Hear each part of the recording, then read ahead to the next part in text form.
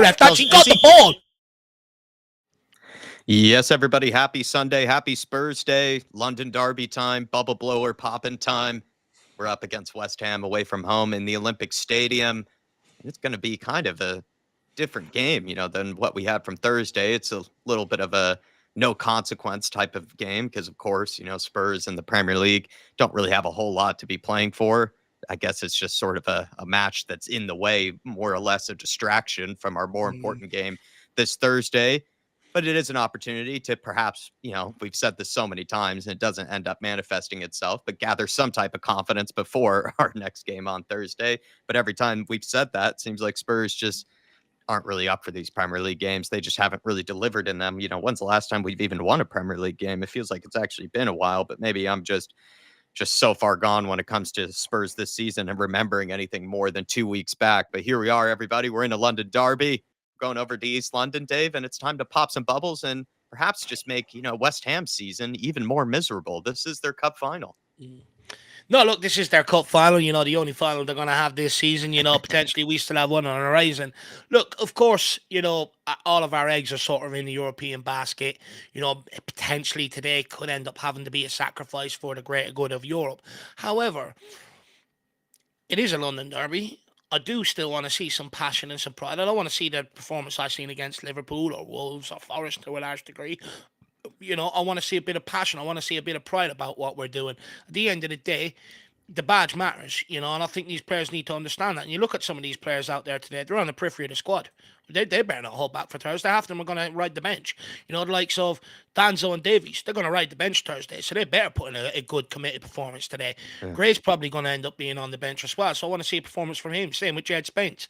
You go into midfield, Sarr, again, he's another one that's going to be on the bench, midweek. So again, another one that should perform. Probably the front three will also be all on the bench to a certain degree. So again, no excuses for them not to perform. The only two that you'd maybe say is Basuma and Kulu. Potentially with Madison's injury and Bergval's injury, they probably will have to play Thursday night to a large degree. But so I think when you look at that, I think we should see a performance there. I think we give these fringe players too much of a free pass. Half of them barely play Europa League, especially knockout rounds, so they don't deserve a free pass today. At the end of the day, it's a derby. I hate West Ham. West Ham hate me, and for me, there's a lot of pride at stake today, and I just hope that it's one of them days where Tottenham don't let me down. If you're some of these fringe players, you've got a golden opportunity to put your mind in Postecoglou's, mind for Thursday or potentially the final if we get there. And the only way about doing that is by taking these minutes, offering something different in these minutes, being in shining light in these minutes, driving Tottenham forward. So it's up to these guys today. I'm not giving them the excuse that, they can take their foot off the gas. There's two players out there that potentially, in Kulu and Basuma. The rest, I want to see a committed performance. But looking at the lineup, I think he is looking to get this job done in the first half and then look potentially to get some of them names off. Yeah, I think that would be ideal for sure. I weirdly am kind of confident, not fully confident, but I'm confident maybe we can sneak something here in this game. And like I said, potentially make West Ham season even more miserable. It's kind of been over for them for a while now when it comes to just any sort of, cup hopes or Premier League hopes of any kind. Graham Potter, since coming into the job, probably just make Dave happy, has done actually pretty terribly when you really look at it, or at least in, his last few weeks when I was looking at recent results, it really wasn't, much to rave about. In fact, it looked a little bit miserable for them when you looked at their recent results and everything. And yeah, this is maybe a chance just to make these West Ham fans even more miserable. They have very little to look forward to for the rest of the season. This is probably their biggest game left. Can we spoil the party? Can we spoil the Sunday celebrations for them? And also, like I said as well, give ourselves that little bit of a boost if we need one before our big game on Thursday. Let's get to the lineups here, everybody, and then we'll get to the lovely people in the chat and whatever else, Dave and I have to say before we get things kicked off. As always, though, really do appreciate you guys picking us as your watch-along destination. Smash the like button for us, and also as well, continue getting to the comments. Let me know how you're feeling ahead of today. Vicario is the captain, by the way. He's in goals today. Archie Gray, Danzo, Ben Davis, and Spence is your backline. Wapap Matasar, Basuma stays in the team in the midfield there with Kulusevski joining them. And then you have Odebear, the big Richie, whose kit I am wearing today, by the way, and Matisse Tell up front. Definitely an exciting forward line, something a little different, definitely a combination we haven't seen at all really this season. Played against Forest, didn't they? That was the Was front line, that the was one it? against Forest? That would be Solanke Yeah. play against Forest? No? No. Richarlison played. Remember, Solanke came Okay. on Oh, in the okay. game, And if I this. remember Oh, correctly. oh, yeah, of course. And how could I forget Richarlison with 1,000 missed chances? Yeah, In that game. How could I forget?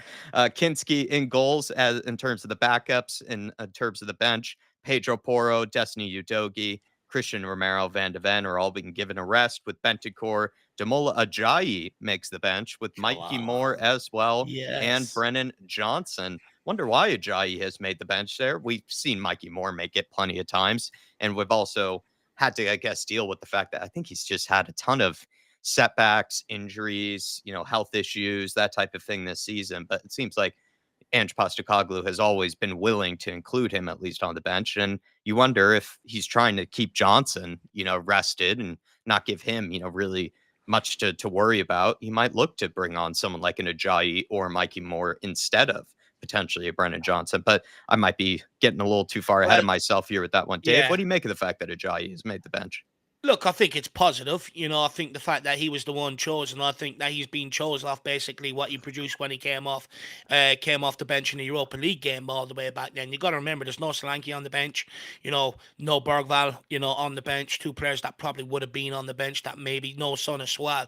So Ajayi and Mikey Moore, that's why they find themselves on the bench today. But again, I think they're two youngsters that I would argue I've probably shown more than what Tell and Odegaard have done with their minutes to a large degree. Like, we go with Tell and Odegaard, they're young, that end product takes time. But when Mikey Moore's played, he's provided a lot of end product and could have had a lot more assists than that to his name if the likes of Werner could finish his dinner. Joy came off the bench when we were, struggling to break a team down. Just says, give me the ball, 1-2, bang, in the back of the net. These guys are fearless, so I would argue, I think today is a perfect sort of game to bring them in later on in the game if you can't. They're fearless.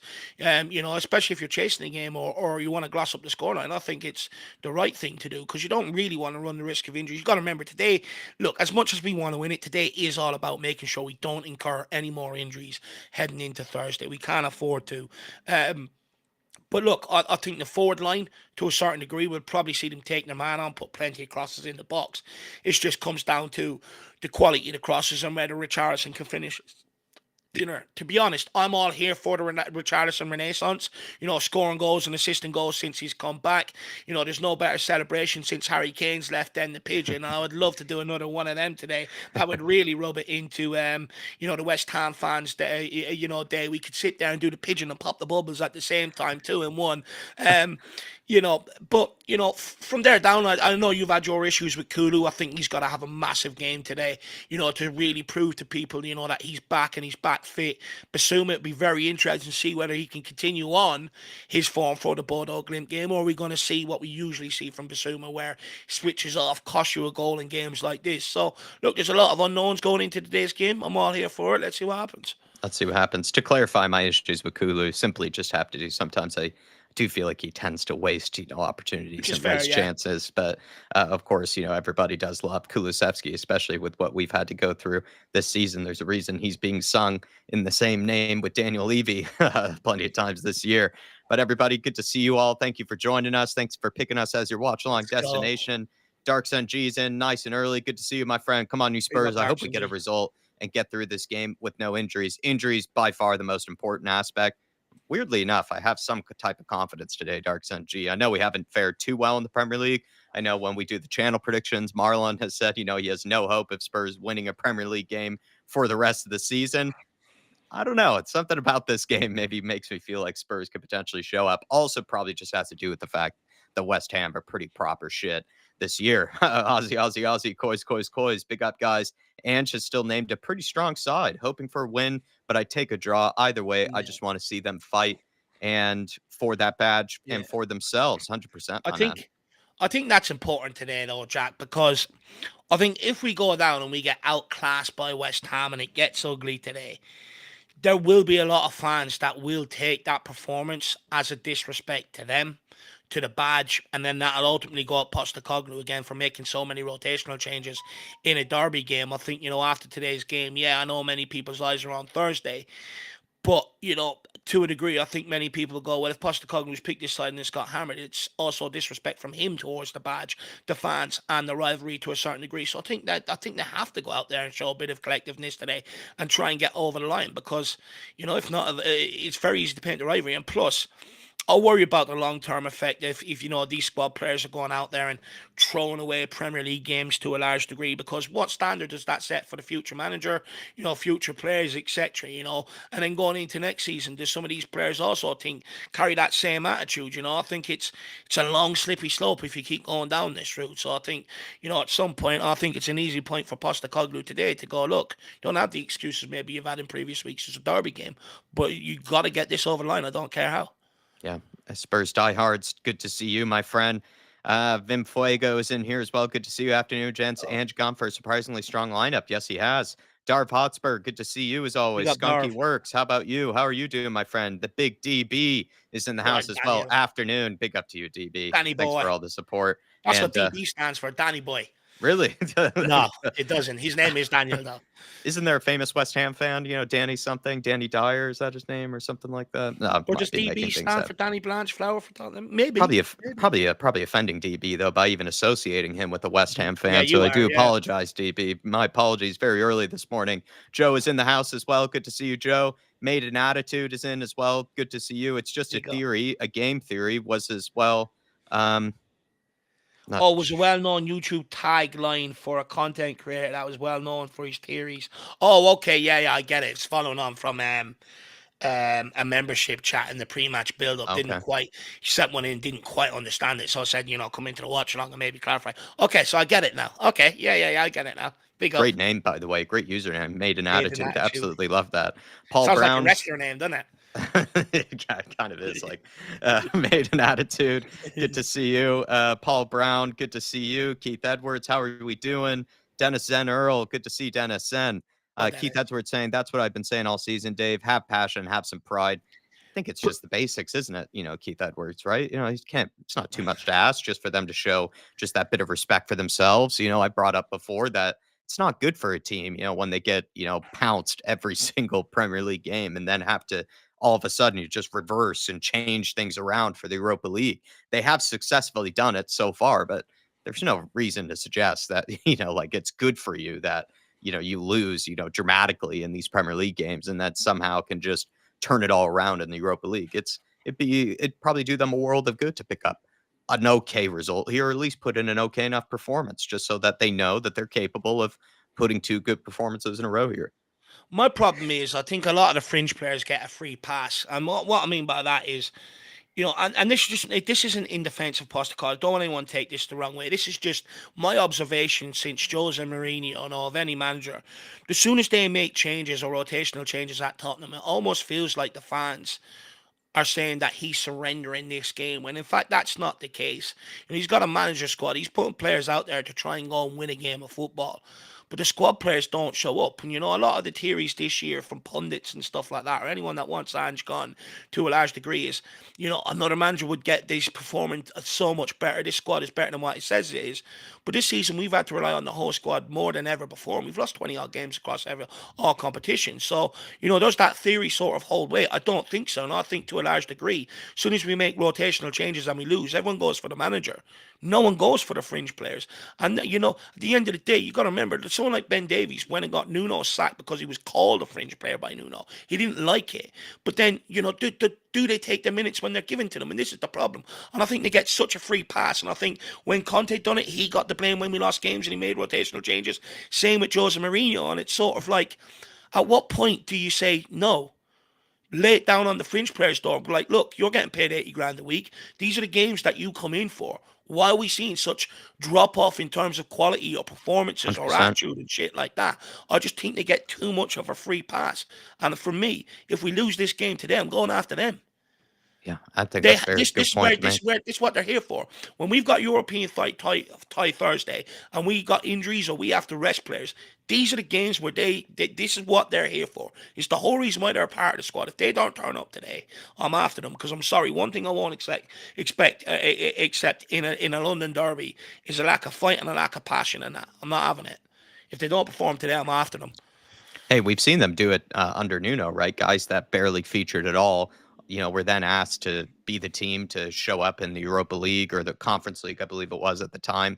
And then they complained, being Ben Davis, in particular, complained about being in the B team and that, oh, you can't just do that to us, et cetera, et cetera. It's like you're being well compensated and well paid, excuse me, He loved being a to backup. be given these opportunities. Don't act like, they're somehow beneath you or anything like that. Don't act like you're not helping out the squad in any way. It's a very selfish mentality to sort of, be reluctant, to take these, take these minutes and, sort of act like somehow it's beneath you to play in the lesser important games, I guess, to some extent. But in the grand scheme of a whole season, every game is important. And every Yeah. game, you have to find a way to be that guy that can contribute. Not everybody gets to be the star man of the team. Sometimes you do have to be one of the soldiers in the dressing room that just sort of helps out the rest of the guys and gives them that needed rest so that you can also achieve things in other competitions or in other tournaments and whatnot. For example, the Europa League. And we've seen this before with this squad and this mentality and certain players like a Ben Davis, just, him in particular, who has, But like, complained in the past about being given these quote, so and so called, B what team annoys minutes. me is, right, when it comes to, say, the decision of giving Davies a new contract, you'll see loads of people go, oh, yeah, good squad player. Very hard to find a squad player that's happy to be a squad player. I mean, 33 years of age on 80 grand a week, you're going to be more than delighted to be a fucking squad player. Trust me.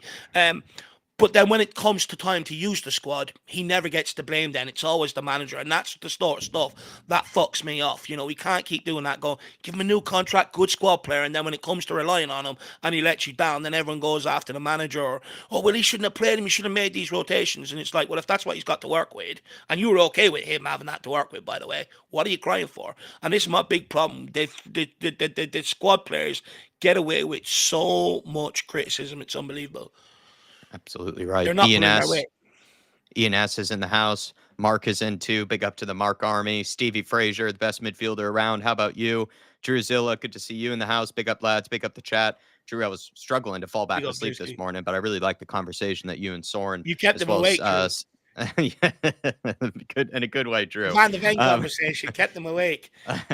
and also shout out to my man stateside footy as well for great contribution to that pre-match build-up. Fat Tony is in the house as well. Shawnee Maddox is in the house. Shout out to you, Ah, Shawnee. he's How you doing, my he's friend? not running scared. Oh, big up Stefan Blaise as well on the train listening to us. Good to see you. Big up to Stefan. I must have skipped you there. My bad, Stefan. On the train today, lads, a long 3-hour journey. Jeez, oh, definitely not. Well, Fucking hell. I have seen some debates, about they're potentially taking the beers off of the train in the UK, and there's some big pushback about that. While I'm in the UK, I would absolutely hate that. It would definitely be a lot of fun one day in my life to go on some sort of Mm, away journey, get the beers out nice and early in the morning would be a lot of fun. But big up to you, Stefan Boys. I bet you're being big a up bit more Stefan. well behaved than what I'm suggesting here. Artist T is in the house. Ben Davis, sounding like a teen telling his parents, "You're ruining my life." Yeah, Drew Buck saying, "Come on, you Spurs, ready for a pigeon masterclass?" I am as well, man. I got the pigeon jersey on right now. Rolling back one let's of the go. old school ones, from at least a year or two ago from this channel. Darius is in here. Good to see you, Darius. How about you, Dave Janola, Hotspur J, Celery Agent? Shout out to you, Celery Big up Agent. Celery. Polly Cooper, really do appreciate the love, Polly. Lee Moody, Roy Park, Slow Jamrod, Soren is in as well. Good to see you, Soren. Big up Richie Soren. scored two today. Come on, you Spurs. Well, anybody who's potentially cheeky Big up for a Scott bet or Works. feeling like one of those, looks like Soren has given you the approval. He has been the prophet. He has been the foreteller this season. So maybe line one up, a little fiver on the pigeon. Nah, look, I think, like I said, I thought he was always going to come back with a point to prove. And you know what it is, Jack? I just look into his eyes before the game, and he stand there. He looks like an angry player that's got a point to prove. And if I see that again today, I'm going to back my guy. 100%. Oh, I'm just gone jacketless again. The sleeves Oh, are it's the rolled good up. sign every He time means he business. We know what every this time means. he rolls the sleeve. Yeah, It's a good sign. It's a good sign. I'm just going to give myself, hopefully it doesn't ruin, Dave's link here, but I am going to give myself, just bear with me, sorry, I everybody, a just need to slight put on my refresh. just need to put on Now, my for some reason, goggles. I'm noticing my camera is a little choppy, but it doesn't sound like my audio is too choppy or anything. But I do want to fix the camera if I can before this. Just bear with.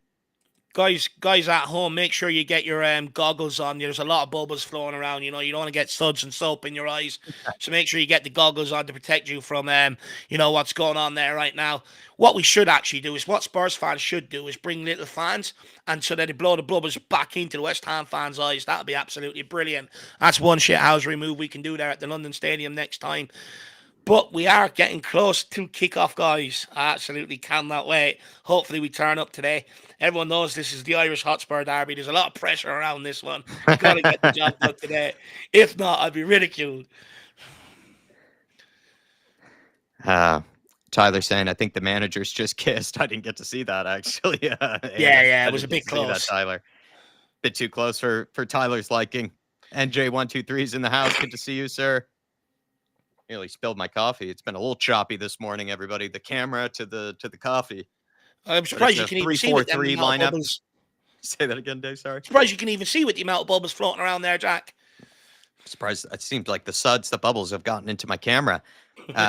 They've gone for a 3-4-3 West Ham. Again, it's very boring football what Graham Potter, I feel like, tries to employ with them. And it's not really been too exciting, from what we've seen by their results No. and just by also West Ham's fans' thoughts on the season in general. I haven't, I listen to Talk Sport, not as much as I would like to recently, but from what I can tell, it's been a little quiet, not much mentions of West Ham. They've just No. had a very average is actually probably being generous, just a very, very below It's par because season. It's because of where Graham Potter's from. They're not going to, they're begging for more English managers to be in the Premier League. So they're not going to chase one out of a job, no matter how bad he's doing. Yeah, I and I find guess that, also but again, didn't go too well with Lopetegui, but he hasn't done much better. or is it just the case that maybe people just expect this of West Ham now? Do you know what I mean? Is that who they are? You know what I mean? Maybe there's uproar about it because we're not supposed to be down there. But when it comes to them, maybe it's just who they are. Yeah, well, to an extent, that's kind of been my lifetime is West Ham definitely being around these sort of positions, and it was only David Moyes, right, that gave them that bit of belief. Well, they don't Jared went on the Bowen, village for a while. Jared Yeah, Bowen, Dave, he's actually been linked with a move to Spurs, hasn't he? Or am I making that up? Do you know he's with Danny Dyer's daughter? Anyone know Danny Dyer? He's dating his daughter actually. So mad there. But look, Jared Bowen, I'd take him at Spurs. I think he's a very good player. I do hope that look, if West Ham didn't have him over the last couple of years, they would never have won that Europa Conference League. Or he's been a very good servant to them.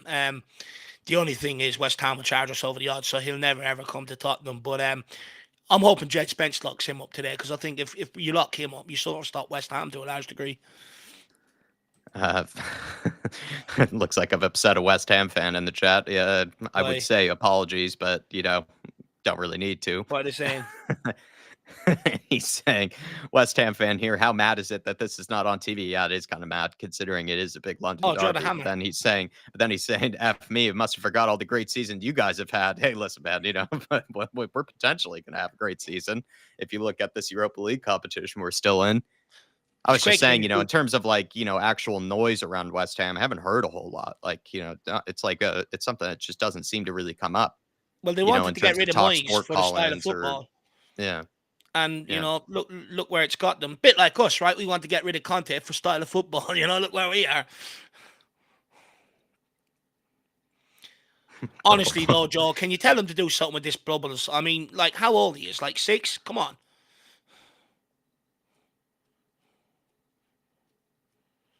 But we have gone kicked off here, everybody. Feel free to sync up with us.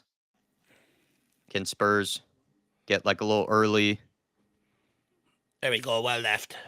Early, maybe chance, early possession would be nice. Like we said, the trend in the Premier League for us is to concede early. Yeah. Maybe we can be the ones to score early. If we could survive the first 10, 15 minutes, we might have a chance today.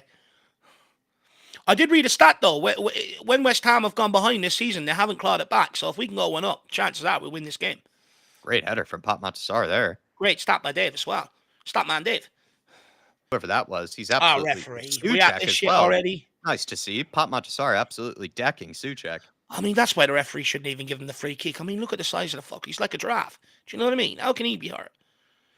Imagine being intimidated by bubbles, Stefan.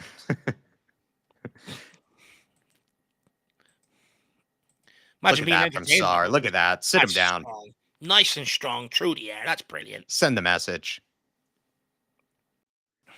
Pop Matasar with an early bubble pop. Popping Suchek's bubble. He's had some makeover since coming to the Premier League. It's unbelievable, Potter. You look at him before and look at him now. He's had so much work done.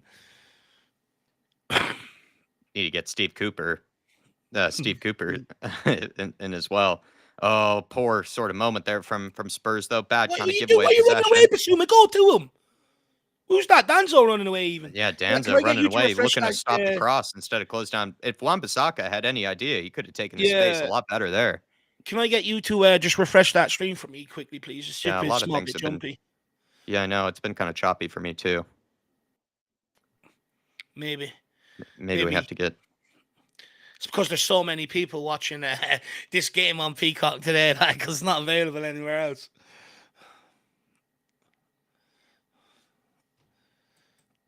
Yeah, I'm not. It's not been too great for me either. No, well, if you're struggling on your end, then it is what it is. Maybe we might have to get Shawnee off of it. Usually it's unreal on your end. I don't even know if Sean took it. Let me see.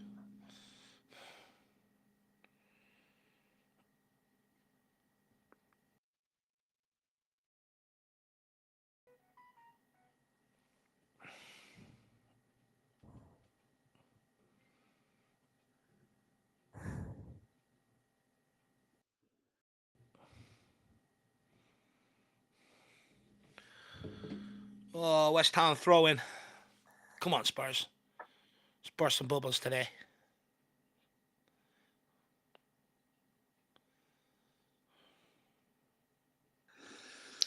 Out for a throw-in. Throwing.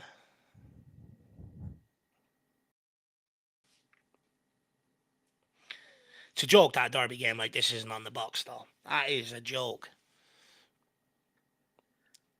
It's not like there are any. It's not like there are any more important games on, except of course probably Man United are playing. Maybe that's the reason. Yeah. Pop Matasar. Good ball out there by Vicario. Onto a doggy. Or Jet Spence is at left back today, Dave. Sorry, yeah.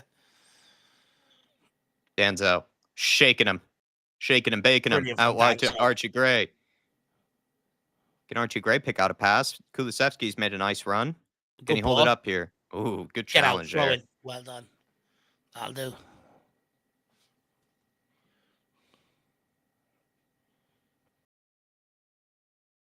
Ooh. Kulu, we don't want to see that because we definitely need all our players.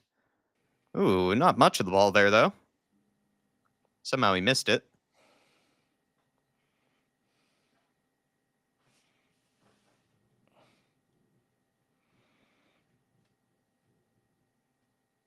Jet Spence to Matisse Tell.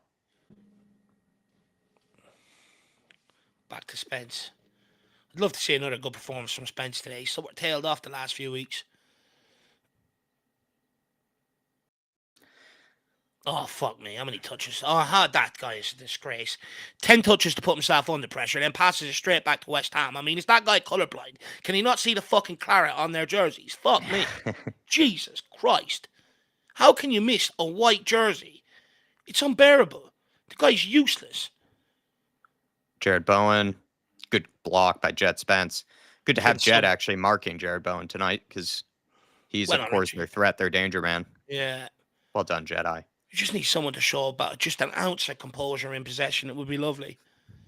ENS, no, I don't think it really has to do much with, it being Optisport or Peacock or anything. It's actually, I just think my computer's for some reason, acting a little bit slow today. So was mine yesterday, lad. I think it's just the weekend. I think it's been so overused this season. It's weird though. I gave it a little spa treatment. I cleaned it. I also cleaned the inside. Got rid of a lot of old videos and storage and stuff. And all of a sudden, it's acting slower. I don't know what's going on. There's no what to do with all. But if the stream is going, I guess at the end of the day, if the stream is still going okay for you guys, that's what's most important. Dave and I can suffer. Win that. Oh, that's brilliant from Basuma. Good ball to Kulu. Get turned. Expand the play now. Back to Davies. Back to Vicario. Clip it out to Spence. Gives it into Danzo. Danzo goes long to Udabur. Can he hold it up? Oh, lovely. That's brilliant from Udabur. From Uda Sauce. Basuma mops it up. Gotta get rid of it, man.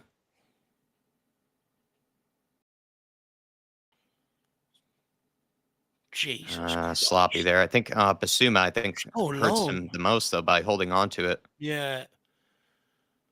They called West for a Ham looking handball for a there. penalty there. Could get this. Let's wait and see. I think the only reason we got into trouble there is because Basuma took extra touches on the ball and then decided to play back to the goalkeeper when you didn't. It's not like Vicario could really go anywhere. Come on, Richie, get on that. Again, sometimes you kind of wish that Spurs did do some of the same tactics that they do in the Europa League games, which is Just go a bit longer when, sometimes. just go long when you need to. Good ball, Sar out Sar. wide to Good ball out to Odasas. Udabur. Udabur, free Willy. Oh, Oh, it's the right idea. tries to Just go couldn't to execute Kulu. it. Tried to find Kulu. Good run from Kulu. Found himself in the right area. West Ham trying to play out here. Come on, Kulu, get there. Get there. This is the time to win it. West Ham do well to play out there. Wan-Bissaka. Oh, unlucky Sar. Don't you fuck off, ref. You absolute pillock. I'm sick of these fucking officials in the Premier League. Jesus Christ. They wind me Paqueta up. is known as a serial diver. He's an absolute serial diver. Oh, look Oh, at my him Lord. Jesus Christ. flopping like a What fish am I and watching? Fucking Michael Phelps or Tom Daly? Jesus Christ. flopping like a Norwegian fish that we'll see in Bodo. So embarrassing. Suma, can he trying to fighting with Kudus here? Bit of a battle. He's a great player, Kudos. I really like Kudos. Or however you pronounce his name. Yeah, I think that's right. Mohamed Kudus. I mean, the thing about him is we've said this before about him. Let's just make sure this wasn't. He's, I think it's yeah, a little too close, to Basuma. Like, Basuma's not that far away from him to have time to move his arm, but that arm, it's in a pretty natural position, you would say, but there's no way they definitely can out. give that. The one It's against definitely Newcastle stretched. earlier on in the season, your man moved his hand to the ball and got I, away with it. So I have to give that. what's incredible about officiating is like a season or two ago, that's like a Stonewall penalty. Yeah. But Given that's all, just how well, ridiculous, unless that's you're how Tottenham. ridiculous VAR and the referees are, is that somehow a year or two ago they seem to think that was a penalty for whatever reason. A lot of space here for Bowen. I don't know, or not Too Bowen, much excuse space me, offside. for Way. Fulkrug. Catching him out there. Matisse Tell shows too much to Wan-Bissaka. Bad turnover to Kudus. Pings it out wide to Wan-Bissaka. Hey. Over here. Tell Crappyco on display here. The first 10 minutes have showed no quality from either side whatsoever. Zero quality. Even the bookies are turning it off. They don't know what to predict.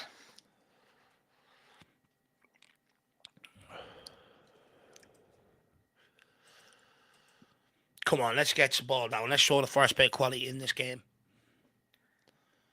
Hey, good to see you, Shemi Tan. Good to see you, Rakdos Madness. Good to see you, Woodsy Talks Football. Spurs GCTV as well. All legends. Good to see you guys. Good to see everyone. Go on, Kulu. Ref, fuck me, ref. That's a yellow card. Book Fulkrug now. That's two in a matter of moments. Oh no, the first one was offside, wasn't it? Still, book him. He's a prick. Plays West Ham.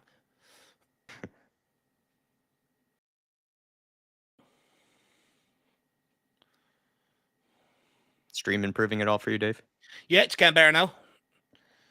Sorry about that. I don't know why my computer's a little choppy this morning. Don't fucking apologize. My computer has more of a hangover than I do. Do not apologize. My computer was on the bender. Maybe my computer had beers on the train. Yeah, maybe the computer needs a beer, Jack. Do it this season. On the train. Fucking hell. Then again, I was watching a lot of Temptation Island last night. I was falling asleep, so that could be why my computer's just full of brain rot.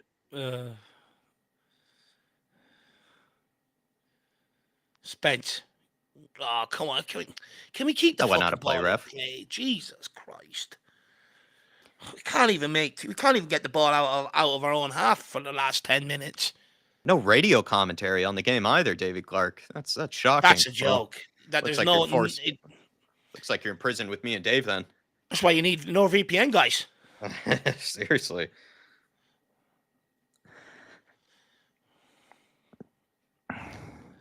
It's going to be a long game with very little quality. You can already tell.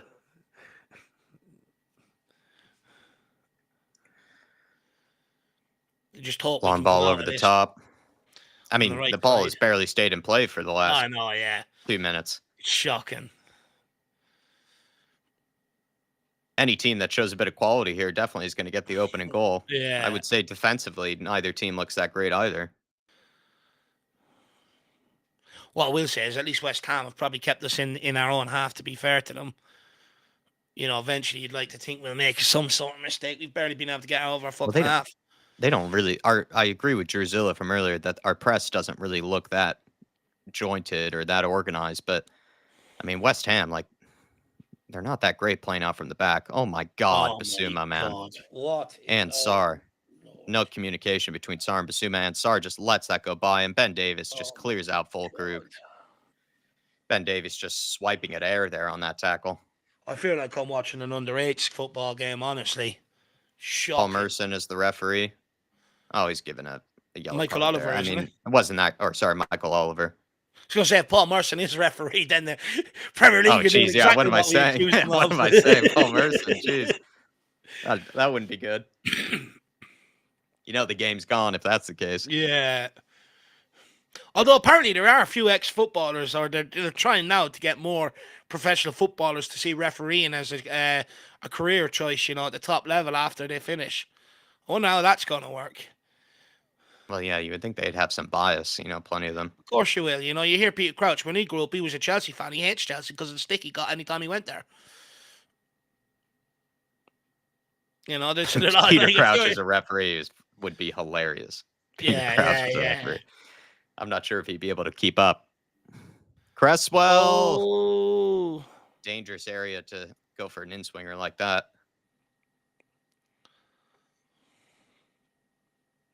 Little clip ball there. Jeez. That was put in a good area. Come on.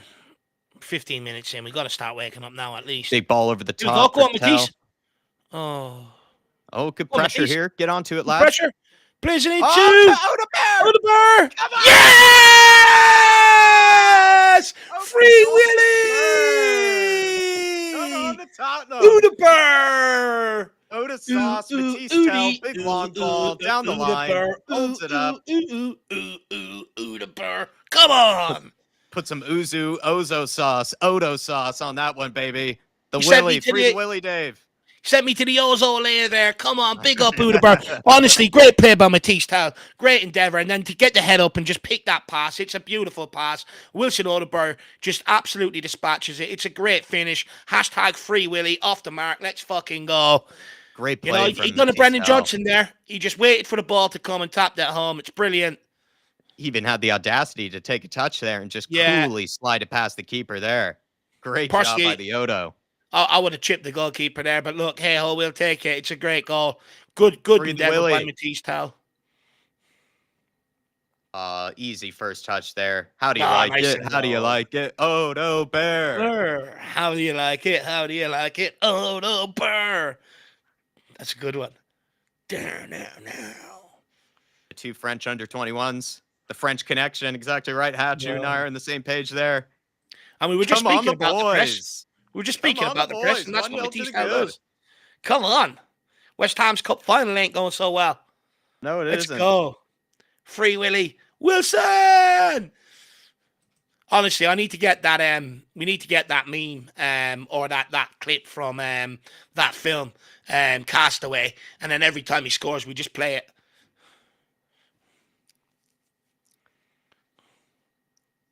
Jedi. Oh, Outside the foot. Finally Wilson Odebear's been freed. Nice to see him get a little tap in. Oh, it's great. Now we just need to see him get on the ball and off the other side of the game. Does Richie leave it for Odebear, says Shawnee? Kind of. Like, he doesn't stick his foot out, to take it away. I guess Richie knew that Wilson Odebear should be at the back post. Yeah. So fair play to Richie, I guess, Sean, yeah, for not stealing it. But also, I'm surprised the West Ham defender let it go. Oh, I really like Odebear. I have a feeling he's going to be my favourite player in a few years. Well, he's just got that silky fond stuff affection for him. sometimes. He does have that silky touch on him. Man, bit of skill. And also, great pressing from Matisse Tell, which we don't often say. No, it was brilliant from Matisse Tal. Good endeavour. And then also the composure just to pick out a great weighted pass to Udebar as well. It's brilliant. Good pressure again from Tell there. Let that Come go out, out. Vicario. Wake Let it up, go. Vic. Vic falling asleep. Sliding on the bubbles there. That helped him got there. The grease from the bubbles. Oh, Wilson. I need to come up with an Odebar song. Guys in the chat, get in an Odebar song. Give us your Odebar songs out there. It's Serenade the Guy.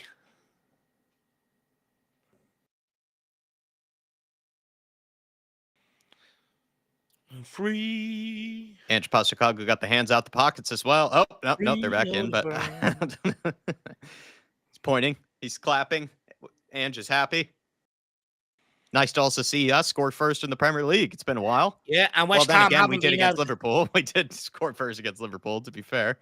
West Ham haven't been able to recover from going behind under Graham Potter, so that's another good omen. Yeah. Oh, great. Good hold Take up, Richie. Lavery. Oh, that's cool. Just leave it. Get out his way, man. Fuck me. He's done everything. Just keep running. You don't mind that if he doesn't lose it. If No, that's you the take thing, it off but him if you're not going to lose it. Oh, Richie's done such great work there. Ref, again, petulance. Can we get a yellow card here now? 1-0 to the good against West Ham, and Wilson Odebar scores. I mean, it's going to be a great Sunday. Jano71 says, Anjin. Laughing emojis. Jeez. Stevie Fraser says, the commentator says we did nothing to deserve that except chase down, great pressure. I think maybe the commentators probably used the wrong choice there. Maybe it means we didn't deserve it because we've done absolutely nothing all game. But to your point, Not we like got West Ham pressed have done them once and we fucking we scored off the back of it. Big up, Shawnee. Wilson. I mean, it's been pretty much terrorist football from both teams here, Stevie Fraser. So. I might watch Castaway tonight in honor of Odebar. Actually, that's what I'm going to do tonight. I'm going to ring up the Indian. I'm going to say, look, surprise order Sunday. We've actually won a game on a Sunday. He's going to say, David, I love you. Surprise order. I'll get it ready. Yeah, because he'd be like, Dave, what's going on? You don't ring me on Sundays. You usually lose. I go, no, surprise today, my man. Get on that corner. You know what to do today. Or Sunday, tikka masala. I'm feeling a bit spicy. So we'll go tikka masala, all the trimmings, and we're going to watch Castaway tonight. That's the plan. I need to get more Wilson puns, so I need to watch the whole movie. Exactly, Drizzle. It is funny that they say do nothing to deserve apart from the great pressure, the good ball, the tidy finish, the great touch. Oh, that was nearly filthy by saucy. That would have been saucy. We really need a Wilson Odebar song, though, guys. Come on, get in the chat. Let's get creative here now. Let's get saucy. Sean Butler, you've got a guitar. I'm sure you can whip one up. Will Sauce. Oh, lovely from Danzo. Kings of Leon, my Wilson's on fire. Yes, that'd be a banger. This Wilson's on fire. Oh, Vicario, Jesus, man.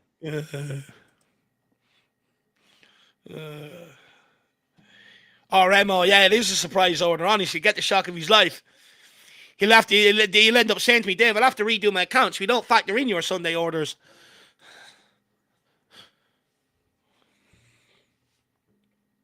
Probably be the most emotional embrace I'll get him off him all year. Bad giveaway there. Oh, jeez. Oh, is there a handball there? I think there's a handball up at Ben there. Davies. Oh, up at Ben Davies, please something. No. Please, no. It's his haircut as well. It annoys me. If Ben Davies lets this hit his arm, I mean, it's pretty bozo from him. Oh, it hits it. Is it behind? Is his hands at his back, though? Let's have a look here. Maybe off his stomach? No, it comes off the midriff, does it? Yeah, midriff. Yeah. Is that what they call it? The stomach, the six-pack? Ben Davies six-pack or Daddy Davies six-pack. Isn't that what some people call him? Mm-hmm. Off the old Welsh pack. Ooh, lovely move from Wan-Bissaka. Well done, Matisse Tell. Worked very hard out of possession today. See what Wilson Odegaard. Well done. Celebrates it as well. Big up to Matisse Tell. He's probably the best player thus far. And that's not saying very much, but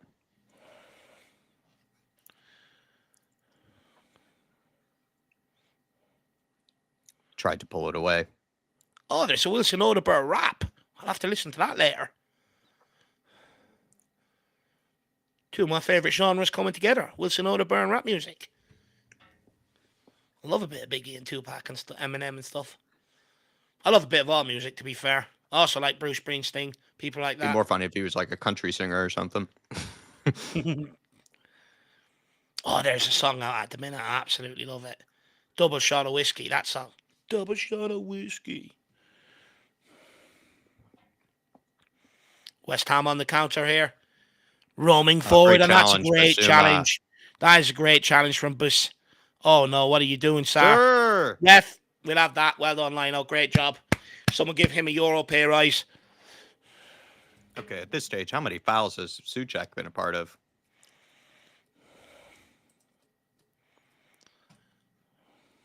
Him and Pop Matasar been getting into it. Sean's putting a ban on takeaway discussions in the first half. That's fair. Sean Butler says, Matisse Tell is my guy. When you're as big as I am, you trust your gut. Do you know what, Shawnee? What I will say on that, Butler, is Matisse Tell is changing my opinion. If we're signing him to be a striker, not convinced. If we're signing him to be a winger and we can get money off that fee, which we will, because they owe us for Harry Kane, he's warming me up to him, that's for sure. As a striker, definitely. Richie. Oh, here we go. Can he find a devastating pass? It's a good ball out to Tell. Matisse Tell. Tell what time it is, ref. Blow that whistle. Thank you. Brilliant from Matisse Tell. Wins a free kick in a dangerous position. Who's going to take it, though? Because we've got no Porro or Madison on the pitch. Loving the French souffle that we're being served up by Tell and Odegaard this game. Shosky says Ben Davies' one was 110% a penalty. Tyler says, I think it's just a fee. John Maddox says that? Or is John Butler? What did I just say? Oh, yeah, Sean Who thought it was a penalty? I think it went off his... Oh, no, Shotskis. Shotskis, sorry. Matisse Tell here. Oh, nice little Suvi. Do you know, if he was playing rugby or Gaelic football, that would be classed as a point. Or 2 points. Definitely got underneath that one.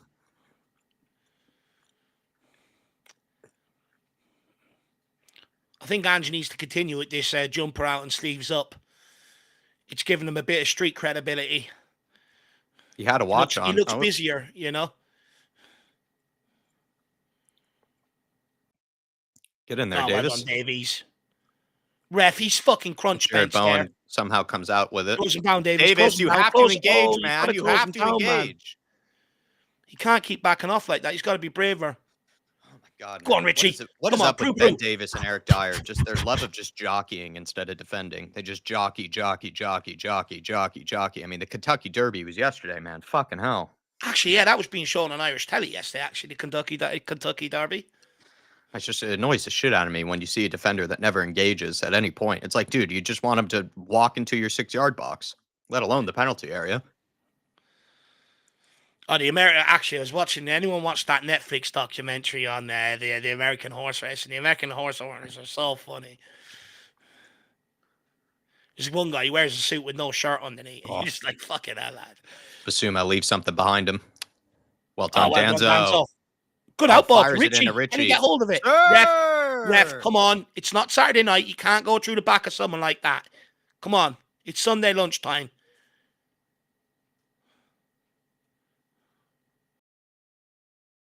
It's not even an attempt to win the ball there. Look. He's gone straight in the rear end. Look. Ridiculous.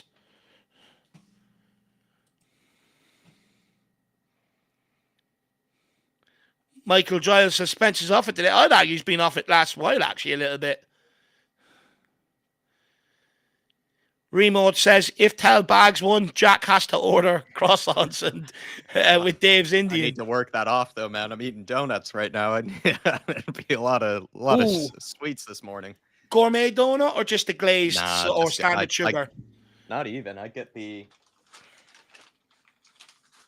I get a plain. My camera's very choppy today, but I've been getting a plain donut. Very, very plain. Nothing Okay, yeah, on it. just a sugar ring donut. Yeah. No sugar on it. Just fried dough. What?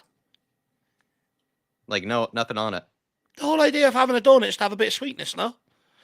I mean, to me, it tastes sweet enough. It just tastes like like Fair. fried dough. No, fair.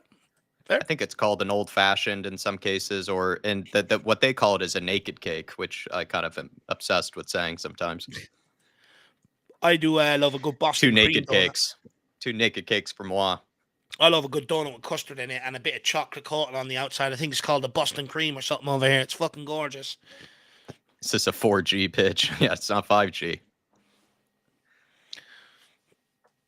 After West Ham fans are sitting there with the West Ham fan starter pack, a safari hat and binoculars, they can barely fucking see it. I mean, yeah, they're probably watching it on a stream while they're even at the game.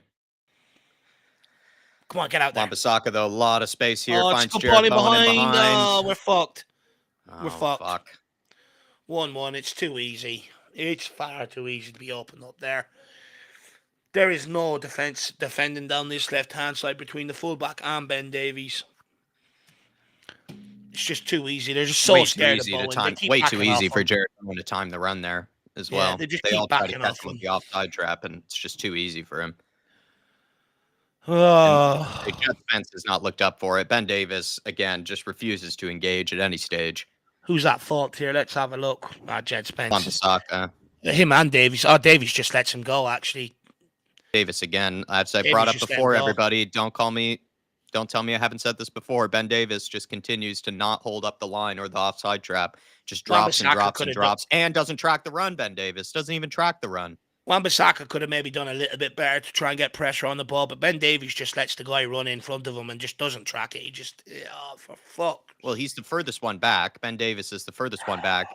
Doesn't play any sort of Well, it's just trap the or fact any that sort he of can high see the line. run of Bowen. He sees it, Yeah. and he knows the danger that comes off it, and he chooses not to go with it. He done the exact same against Liverpool last week as well. When a player ran in behind Archie Gray, he sees the runner, doesn't go with it, and they score off the back of it. It's a combination of Jed Spence and Ben Davis for me. Oh yeah, look, Jed Spence has to do better as well. He's got to go out and engage that ball better. But if there's a player running in behind him, and he's also going out to engage the ball, you need your centre back to come across and fucking help you out. Go on, Kulu. Okay, ref. I mean, Ref, he's slapping fuck him, me. ref. He's literally Jesus slapping him in Christ. the back of the head. How He's on earth clearly could he have pumped your up 'cause shirt, he man? scored. Give He's him a the one yellow. in front of you. What are you even talking about, Jared Bowen? Thinks he's Danny Dyer now. Look at him. Oh, let's see if we can go and get another here. Jared Bozo. Q7 says that Davies tried to play offside there. Honestly, I'm not sure. I don't know what goes through that guy's head.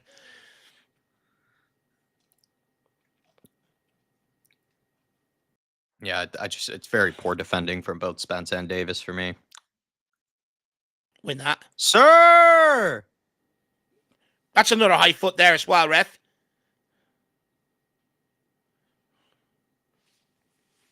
Jed Spence wins that header, and kudos, he's already on a yellow card, ref. Is he? Yeah, from a high foot. He was the one with the high foot earlier. Yeah, ref. He's not playing the ball at all. I think that one's more of a yellow there from Paqueta, maybe. Yeah, still though, he does barge into him a little bit on Spence. Well, he's not playing the ball at all. He's just sort of, the moment Jed Spence jumps for it, he tries to get underneath him. Like he is just trying to top him over. Can we get another Kudus red card, please? That'd be nice.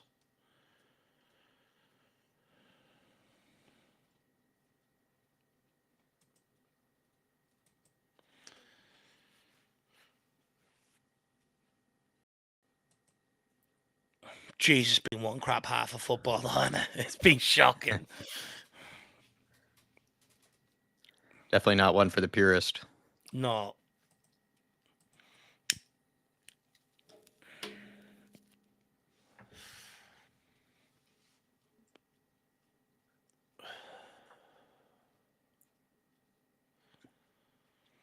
Ange loving the goal. Let's see what he's like now we conceded. Look at those hands. Free the hands, Ange.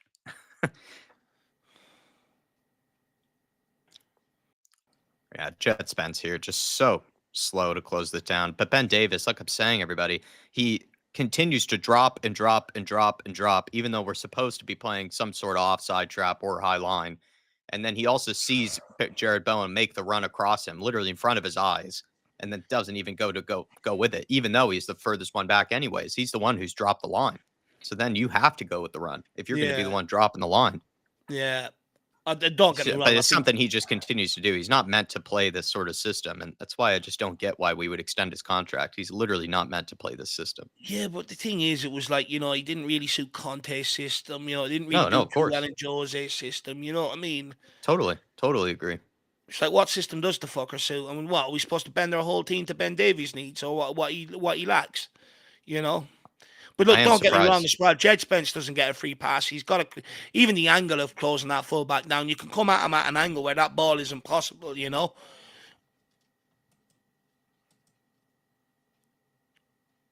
that's soft, Today, ref. Davis is doing his Dyer impression. I mean, he literally did the biggest Eric Dyer impression in the Liverpool game.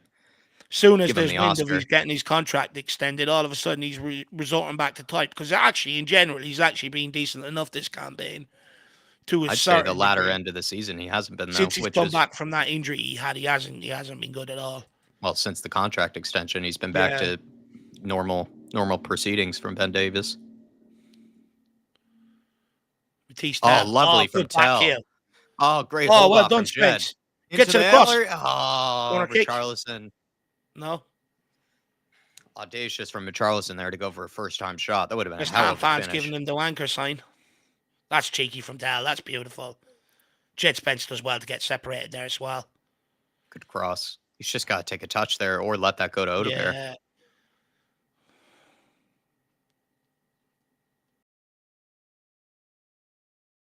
West Ham are just going to pump this straight back long, back on top of them. Long goal kick. Can Danzor Davies win this one? Oh my lord, that is a pathetic attempt from Ben Davies there. He just gets bullied and put on his ass. Well on Kulu. Gets on with it quickly. On to Papa Matsar. Come on. Rest pulled it back.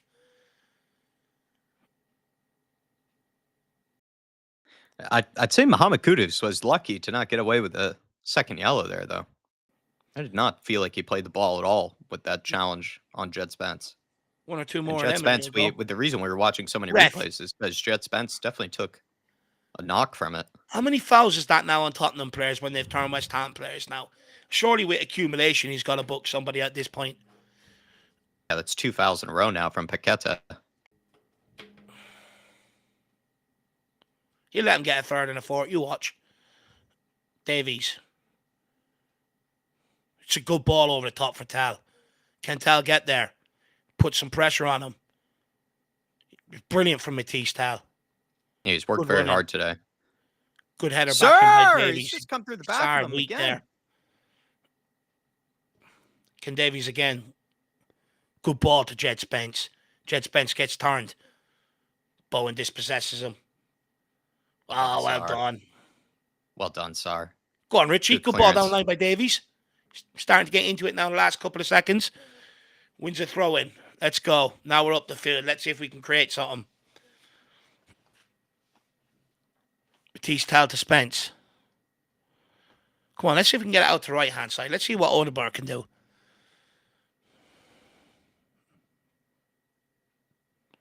Gray looking frustrated. He didn't get the ball there. Good to see you, Paolo Maranti. Big up, Mr. Maratti. Maserati. Cameraman getting a good close up there of Postacoglu's hair. He must be wondering what haircut he's got.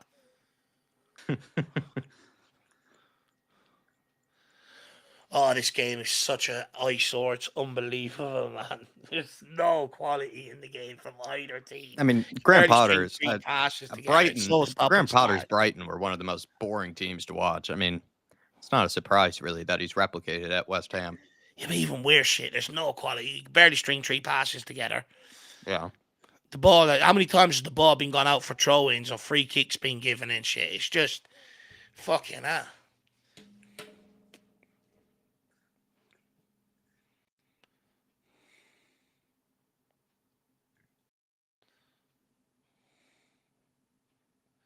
Go for the big diag.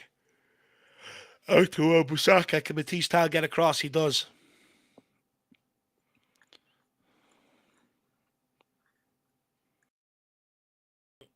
Well done, Davies. Good interception. Good outball as well. Matisse Tal wins a throw, and that'll do. We need to start going down the right-hand side. We keep going down the left. Let's try and get down the right-hand side. Let's see what we can do down there as well. Everything's coming down the left this half. Someone separate and get free. Well done, Richie. Well done, Richie. Well done, Tal. Surely that's a free kick.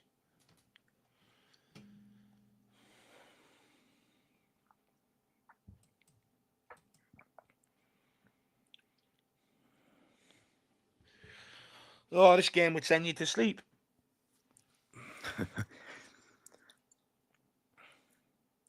Not the worst game for my stream and everything to be choppy. Yeah, I think I might have to Or go and probably get the one of best them one. myself at half time if this continues. Half asleep here. Didn't get great sleep last night, and now fucking this game doesn't help with the adrenaline, you know? Gone to Akulu. Hesitant there, Kulu. Jared Bozo. Slip there. Can we get there now?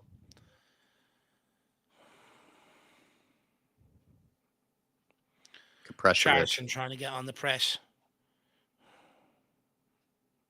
Well done. Win this, Basuma.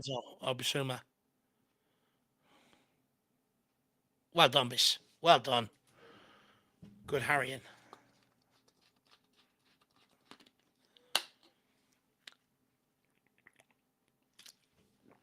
Danzo. Yeah, Matthew, I do. It's just I'm saying it's more my computer. I don't think it's like Peacock or anything. I think it's just my computer. It's just been a little slow today for some reason, or for some reason.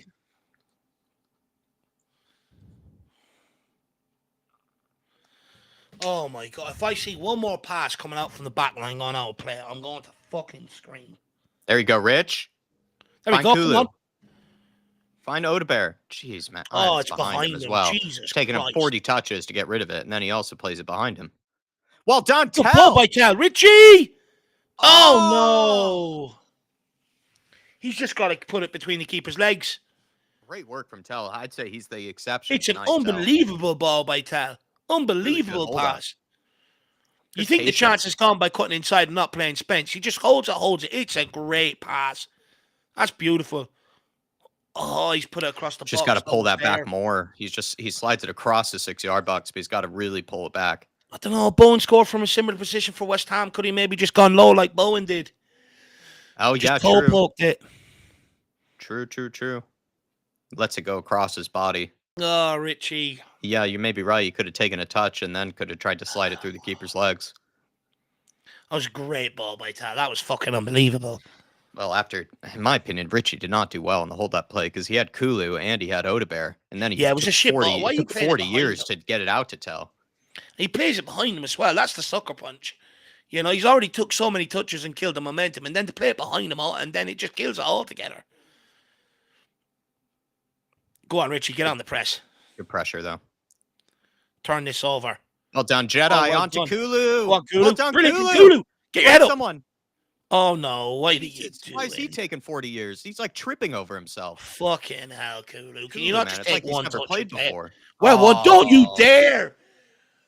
Ref, fuck me. That's shocking from Kulu. He's sold that one, ref. He's absolutely sold that one, ref. That's shocking from Kulu. Oh, he's just thrown himself to the floor, ref. Oh, my God. He's not even touched him. He's not even touched him, ref. But Kulu, man, like he literally just slided across the box, dude, and he trips up. What is he? Can't get the ball out of his feet. He's tripping over himself. Both Kulu and Richie, man, so clunky. Ugh. Two good chances there. Two good chances there. Probably should have scored from one of them. Don't tell me they're giving that. No, thank God. Probably should have scored from one of those. Long clearance. Don't let him do that to you, Wilson. There, Kulu. Go on, Gray. God, Emerson, he's not even touched the ball for them.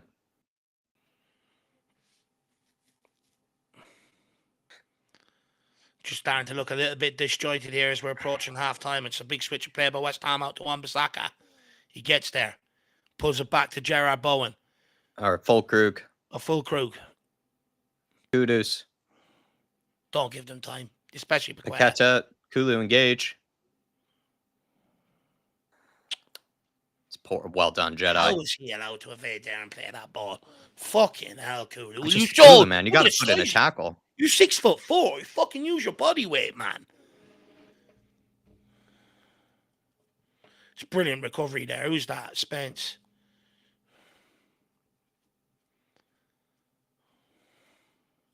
What did he even say at half-time? The game's been shit, lack of quality.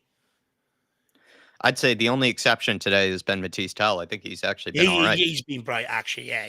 I think he's worked hard, though, which was what I said earlier on in the stream. Normally, I don't say that about Matisse Tell. Normally, he's not one to work very hard. Danzo took a clock to the face from Fulkrug, it looks like. Maybe they're checking this for something? No, they're not. Card, maybe? No? I mean, why would I assume they would? No. How many VAR decisions have we gotten in the Premier League? Oh, please, ref, don't you dare. Well done, Spence. Yeah, not a whole lot you can do there. I'm surprised he decides to keep that in. Now for a corner. Oh, come on, Tottenham. Just a bit of quality. It's not hard. It's not too much to ask. It really is. Set pieces, though, they got some danger, man. Yeah. We all know Souček. It's the only thing he's really good at.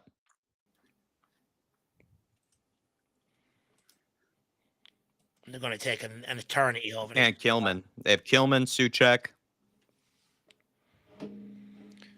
They got a few big boys in there. Fulkrug, we all know.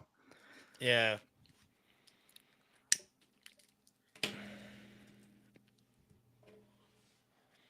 Ref, this is already wasted like a minute here. Come on. Gonna put it on top of Vic. Yep. Right in our card box. Someone clear the bloody thing. Oh, great switch of play. Can Kulu get there? Oh, this game is testing my patience today. There's a check for a penalty. I didn't see much, though. It can't be a penalty. No, nothing there. No, nothing there at all. God, come on now.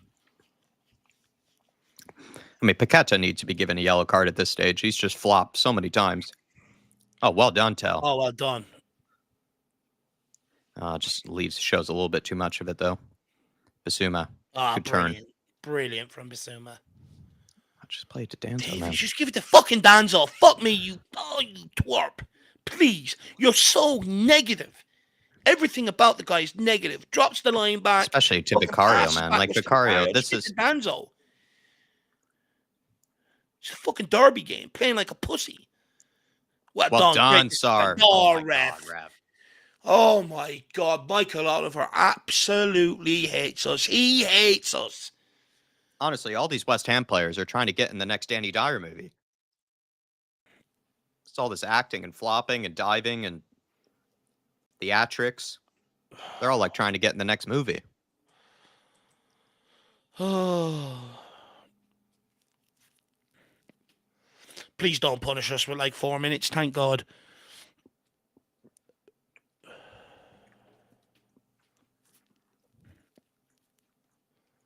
Fuck off, Par. Twat. I think Sean Maddox has nailed it. Our goal was pretty nice, but limited quality elsewhere this half. Completely agree. Well, I mean, it sums it up. If he were to do it in about a sentence, I think that's about right, Sean. Again, I'd say Matisse Tell is the only exception. It's not saying much. Definitely not like I'm going to... He's trying, but he needs other people to come to the party as well. Oh, no. I can't expect him to just go and win the game. Well done. It's this left side for us that's been terrible. Basuma's had a pretty good game digging out the ball in the midfield. Yeah, it's not been bad. But I'd say Ben Davis and Jed Spence have not covered themselves in glory this game. It's that side that's really struggled defensively. Archie Gray, to be fair to him, it's almost like nothing has come down his side. He's barely touched the ball, hasn't he? He's not had much to do. Both teams are looking to exploit the same side.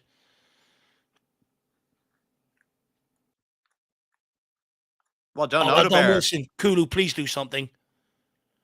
Plays into IrishHotspur, cut out. You're off, Richie. You're off, Richie. Leave it for Kulu. Fuck off, ref. Oh my god. Tried to play a similar pass to the one Matisse Tal played, Richie. Just got cut out. Oh, it's good defending. Richie's got to move away from it, though. Yeah. Oh, not as bad as Brennan Johnson's offside from. Look, at least we're still in the game, I suppose. Better than what we're used to seeing, ain't it? You know, That was the we worst usually offside I've seen in a Spurs shirt, Brennan Johnson's from last week. Well, we are at halftime, usually everybody. being embarrassed by now. You could probably say that you watch about 3 minutes of football up to 45. Not sure what sport we were watching during periods of that one. Rugby. I'd say the same about West Ham, though. It's not like they played anything that's scintillating.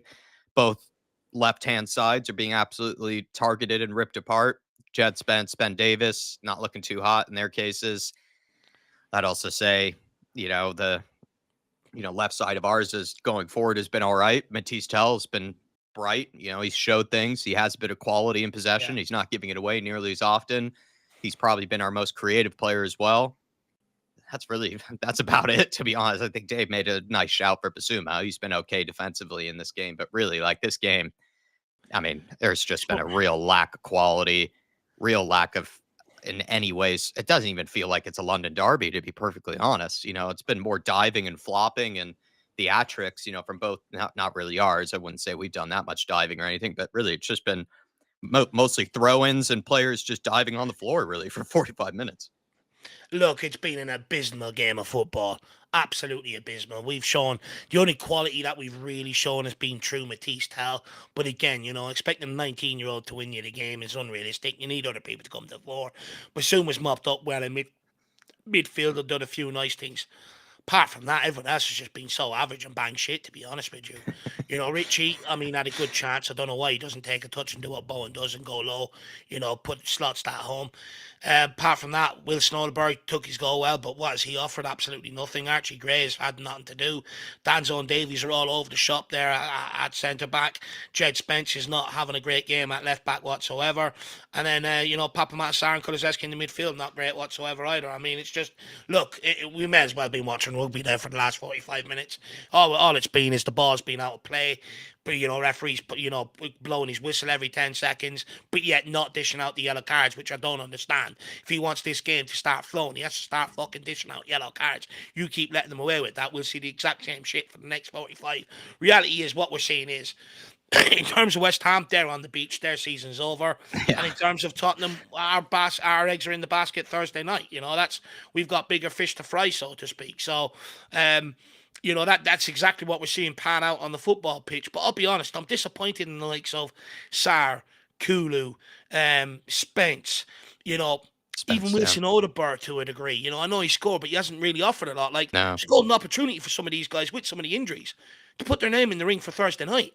And this is the shit that we're seeing out here. Look, if you want to take a silver lining from it, I mean, we're used to being embarrassed right now, aren't we?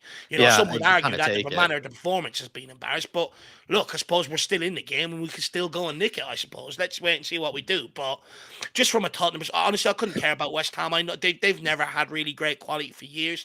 But from a Tottenham point of view, it is so bad. For the first 15, 20 minutes there, Jack, we couldn't even get the ball over the halfway line.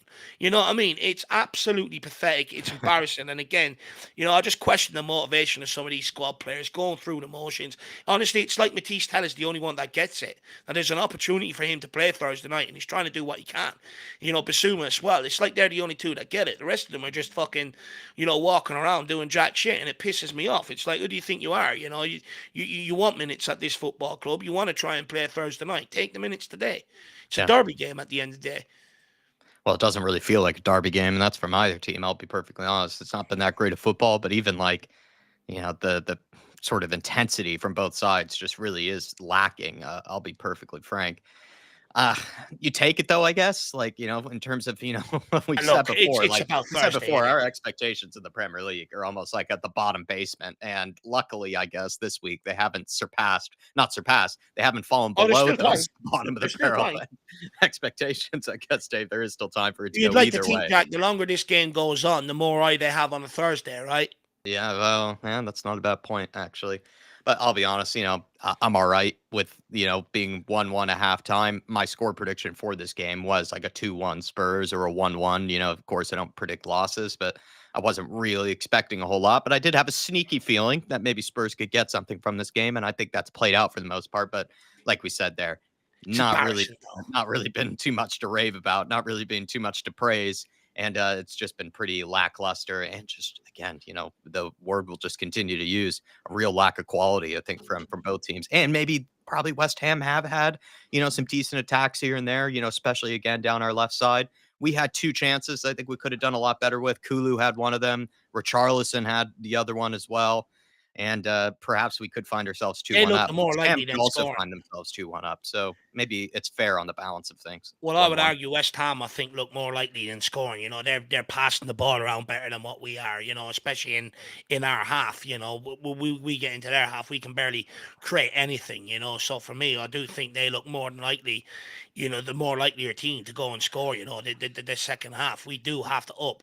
And the thing is, we make this game difficult ourselves. If we just looked after the ball a little bit better and we're smarter in possession, the Yeah. game would take care of itself. Sometimes you're playing it into a player who's got two players pressing them. And you're going, deal with that. You're just like, fuck me, just take a different option. You don't need to punt it in there.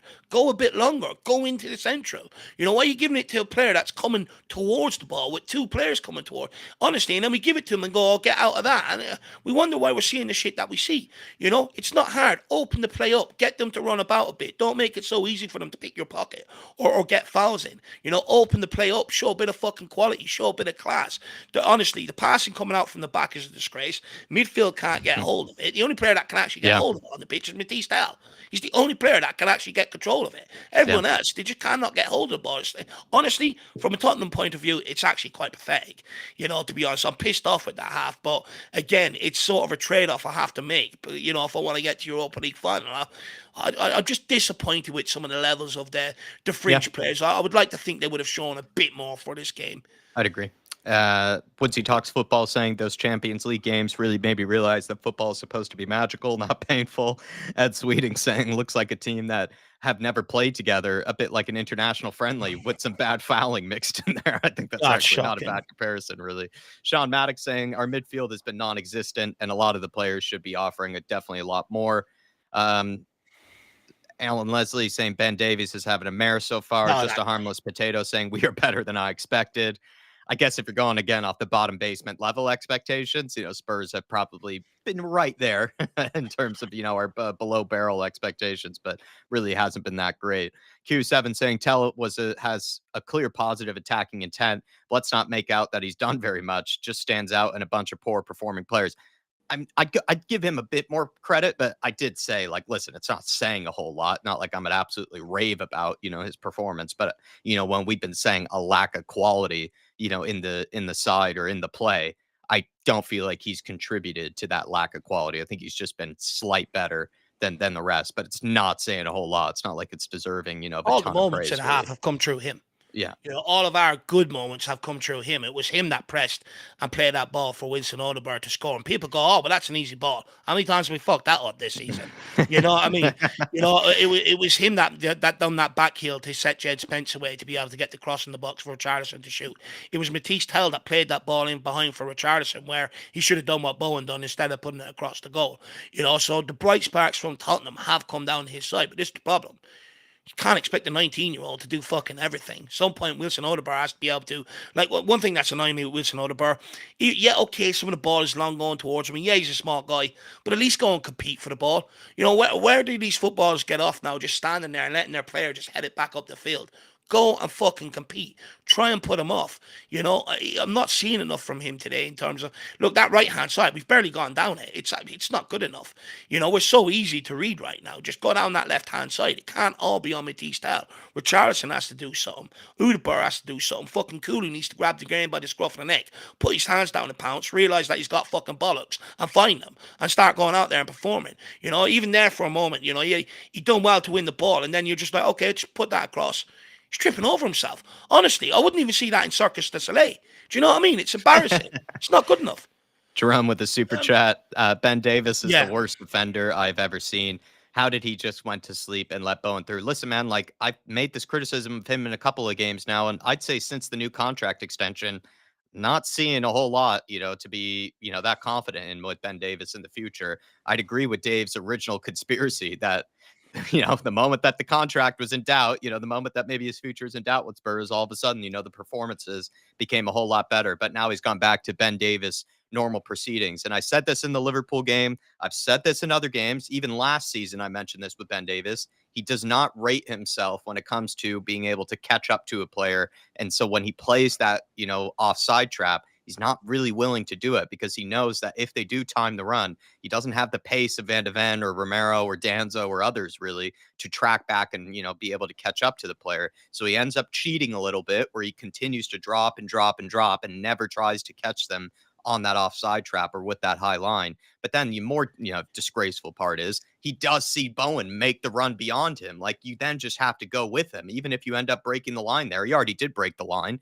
But if you are going to break the line, go with the runner. But he still lets him go across him as if, Jed Spence is somehow supposed to deal with it. Jed Spence, don't get me wrong, also terrible defending. But seriously, man, Ben Davis, so many The times he thing just is, gets away with, everybody just loves to praise the guy, for nothing really. And this is, again, a very, very Ben Davis, sort of level goal that I've seen him, I don't know. It's just, again, the guy I just find to be just such an overrated defender at Tottenham Hotspur, to be the honest. thing And is, granted, I've given him a lot of praise this year, but in the last couple of months, some of his displays have been shocking. Fulham, shocking. Wolves, shocking. I mean, I don't know. I think he's just back to normal Ben Davies proceedings. And the thing is, I don't want to hear the excuse of the high line being made from when he played in Conte and Jose's system where we defended the box. He was still It's not an absolutely excuse. He's fucking just useless shit. and That's what I'm unranked. saying. Sorry. Yeah, this is the thing. But you look at today's goal against West Ham, and you actually look at one of Liverpool's goals at Anfield. It's the exact same goal. Ben Davies is dropping deeper than everybody else because he knows he doesn't have the legs to play at Premier League level anymore. So he's automatically already cheating, which means then if he's the furthest one dropping back further than everybody else, it gives a players a chance like that to run from deep and keep themselves on side. Now, we done that against Liverpool. One player ran in behind Archie Gray, and Ben Davies just watched that happen, didn't bother going across to try and cut it out. That's what a centre-back's supposed to do. And it was the exact same here. Don't get me wrong. Jed Spence has got to do better to get more pressure on the ball. If he gets closer to that ball, that angle for that pass isn't on. So he's got to do better there. But Ben Davies, I mean, first of all, Bowen runs across him, he lets him go, and then the attempt when the ball is played to try and get out and close it down is also pathetic. Ben Davies is getting to the point now with his age and with his legs he's just automatically retreating towards the goal just to try and get in the way of things rather than actually being proactive. He didn't get across there to Bowen to make any sort of attempt to really try and block it with any sort of gusto. You look at Van de Ven, you look at Romero, they're straight out there. This guy, nowhere near it. But I'd also argue, I think Vicario's got to do a little bit better. I think, to a degree, he closed off the angle well, but still went underneath him. Don't get me wrong, as a goalkeeper, that's not what you want, a low shot like that from close range. But I do think maybe he could have done a little bit better. But it's just, look, Ben Davies all game has been poor. Some of his passing out from the back. I think there was a 5-minute spell there where he done well, a few headers, a few passes. But in general, and look, let's not escape Danzo. He hasn't been great either, Look, everyone's been crap, but look, I'm sick of it. I'm sick of talking about this Ben Davies guy. The fact that, anytime a contract comes around, he deserves it. He's good enough. He's a good squad player.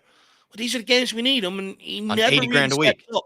Never keep clean sheets when he plays. Never really be able to pass out from the back into the midfield and stuff like that, regularly when he plays compared to a Romero, a Van de Ven. And this is what I'm saying. We can't keep just accepting he's a squad player. It's okay to have a lack of quality or not be anywhere near a standard of a Romero or Van de Ven. It's not. This is where we need to get the squad to. If you want a decent squad, you shouldn't have so much of a drop-off. Completely agree with you And there, look, Jerome. let's not make this all about him. There's 9 other players out there that are fucking atrocious today as well. No, 100, I think we're just analyzing the goal that we conceded, and I think Ben Davis just, once again looked very, very Ben Davis-esque, from seasons gone before. Or seasons in the past. Alan Leslie, member for 11 months, Flat Cat member. We might string 3 passes together No. in the second half. Let's hope so, Alan. Let's hope so. It's Maybe bad then, when you have to start betting on how many passes we're going to string together.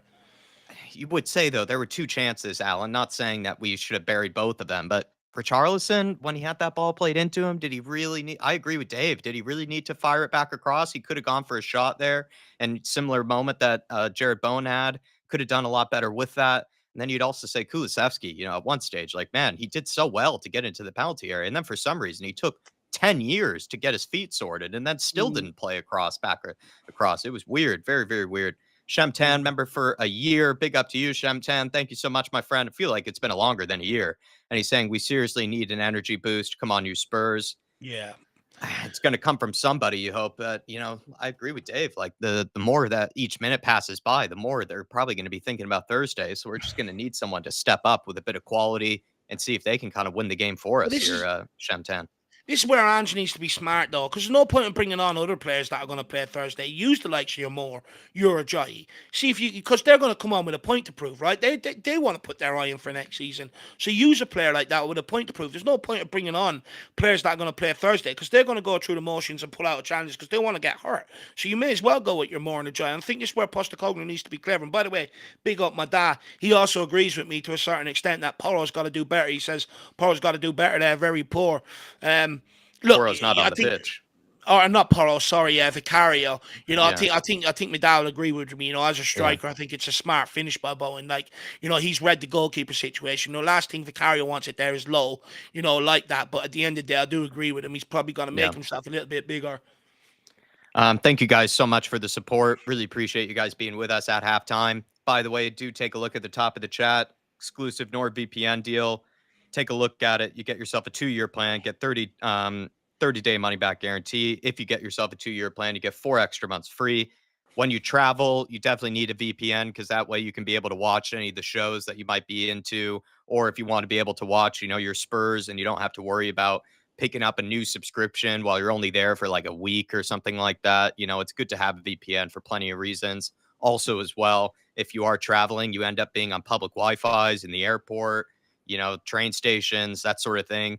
People do end up trying to steal your data in those situations. It's unfortunate, but you can turn on threat protection with NordVPN. Then that way your passwords, bank details in general, your data isn't as much up for grabs as it might be without one. Then also as well, you can share it up to 10 different devices. So you can have one plan, just one plan only. And you can share it amongst your friends, family, everybody involved. So take a look at it, everybody. Pinned at the top of the chat. Use the code FLATCAP. Get yourself a 2-year plan. There are other plans as well, of course. But if you do get that 2-year plan, you get 4 extra months free and 30-day money back guarantee in case Mm. you're not satisfied. But do appreciate you guys for all the support at halftime. Jerome, member for 32 months. Big up to you, Jerome, saying they are fringe players. Just show you want a spot on Thursday. Absolutely useless bunch, really. I Yep. think you're spot on, Jerome. And I think Sean Maddox has been making a similar point in the chat as well by saying you would think that some of these guys are technically trying to play for a look in for Thursday, right? Some of Mm. these guys, could see, this as a chance to try to impress Ange Postecoglou, try to show him something, to think about for Thursday night, because we'll probably need everybody for Thursday. And also, we're not too sure about Madison.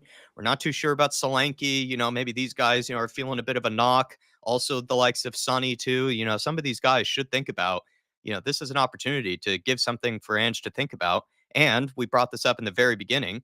It's all about being a team. It's about being able to sort of contribute. Just a second though. Oda Bear. Oh, Oh, he's got to do Jesus. so much I'm better not even there. getting excited anymore. I'm fucking fed up. It's a simple ball. Jesus Christ. Fucking hell, please. I need a cool pop. Fuck me. Jesus Christ. Yeah, Jerome. Thanks. Two things from that. Completely agree with you, man. But two things from that. Some of these guys could use this as an opportunity to give Ange something to think about for Thursday. But then also, right, when you're a team, when you're a squad, it's about contributing. Even in the games that don't feel as important, you have to help out, the guys that are going to play on Thursday night. Give them that bit of rest. Also, try to deliver a win if you can to sort of contribute to the good vibes. Give the whole team a bit of a boost, a bit of a confidence boost, and just not doing that here tonight. But game's certainly not over. You could argue both teams. Oh my lord, Oh Sar, my man, how are you not God. getting onto Oh that? my holy please. I need to go to mass. These guys are seriously not woken up after But that half. what drives me How mad does about Sar it? let that get by him there? You listen to the likes of Roy Keane, right, who's won everything with Man United, the likes of your Giggs, your Neville's, players like Oh, that. it's Kulu. Do you know one thing they always take time out to mention when they're being spoken about their success? They always take the time to mention the likes of your Phil Neville's, your Nicky Butts, people like that who came in and filled the squad role where they could come in on cup games, they'd get them through to the latter stages of the cup. If they need to come in and rest them in the league, they'd still get a win over the line so that when they come back, they're still fighting for winning the Premier League and stuff. And they always make a special mention to the squad players, and they always stop and say, we wouldn't have had the success we had if they didn't come in and play their role and play their part and keep the momentum taken over and allow us to have rest.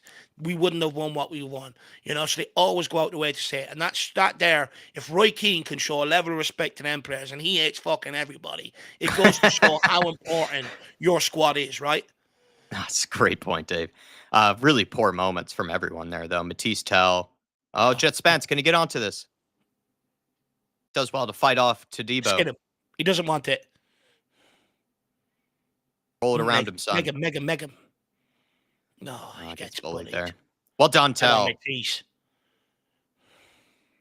But it was during that passage there when Dave was talking. I mean, 3 examples. Sarr, really poor, couldn't somehow get the easiest of interceptions. And if he did, we would have had like a 4-on-2 there. And then also Odebear had that poor giveaway. And then Kulusevski, too. Just a really poor giveaway in his own half. Well done, Danzo. Spurs have had the majority possession here in the open. Even that, very it's a overhit simple pass. fucking ball. Please. That's out of play, ref. Oh, Lord. It really does make football look such unattractive. Like, I'm trying to get my missus into football so I can enjoy more of my pastime. How can I sit her down and say, sit down and watch this, babe, and tell me you're entertained? Fucking hell. It's definitely not a game to fall in love with football for. No, you try and get anyone to watch, fall into football nowadays. They go, seriously, I'm not watching that shit. Go and put on the netball. It's more entertaining.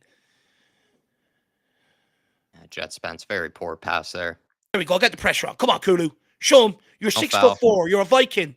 And we let him get turned. Well done, sir. Oh, ref, don't you dare give that against... Oh, my Lord.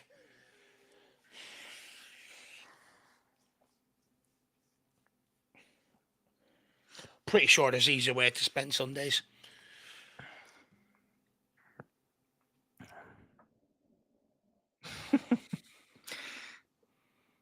Well done, Sar. Get rid of it, man. Yeah, played him. Oh, lovely from Sar. Come on, Matisse. Come on, Matisse. Oh! Slide it across, man. That's not the time to take a shot. I could see what he was trying to do, though. I think he was trying to wrap it in there to the far corner near post. He's got Richarlison and Odebear. Yeah, he's got Odebear there running.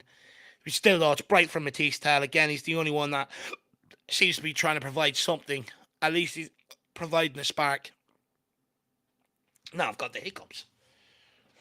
Skunkwork saying they should have electrodes on their balls for bad passes. Oh, honestly, yeah. Dog collars. You watch how quickly they fucking clean it up. Odebear, a bit of space here for him. Come on, let's see what Udi can do. Fires it off the player there. Johnson. Yeah, he's had a very Johnson first half. Pretty much just nothing except for the tap in, just like Johnson. That's actually very. Right I forgot to mention that. John Odebear's had a very good Brennan Johnson impersonation. Very good one. Piss poor. He's offered absolutely zilch. Hilarious. Just one Johnson was enough.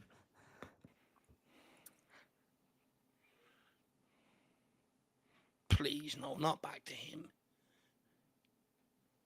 Oh my fucking Lord, Davies. I swear to God.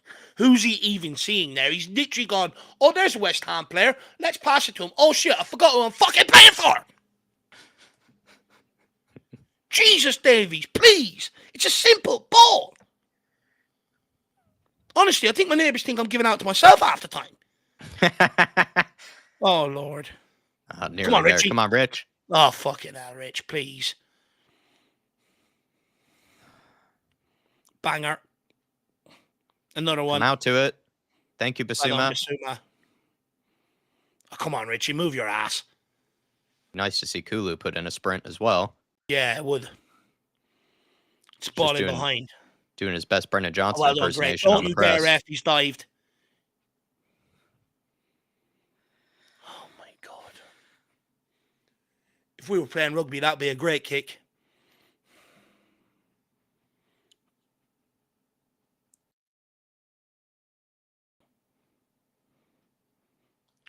Come on, Udebar, sprint. At least break a sweat.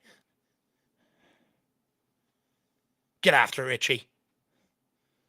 We're just jogging around now. We are saving everything for Thursday. Oh, it's going to be a long half an hour. We just need to get lucky and take advantage of any sort of these breaks or moments. And then somehow hold on. Everyone's saying the same thing. This game is so bad. It is shocking, guys. Honestly, rugby is more entertaining. This netball is more entertaining. What's that new sport you like, Jack? Paddle. Paddle's more entertaining than this, and I'm actually starting to get a bit of respect for paddle. Everyone's playing it. Cricket's probably more entertaining than this. Yeah, I was fucking waiting for you to shit. say cricket, Dave, and you hate cricket. I was waiting for you to Cricket say is diabolical. I think Dave's getting ready to pick up paddle for cricket. Paddle's more Ugh. controversial. Paddle's more entertaining than cricket.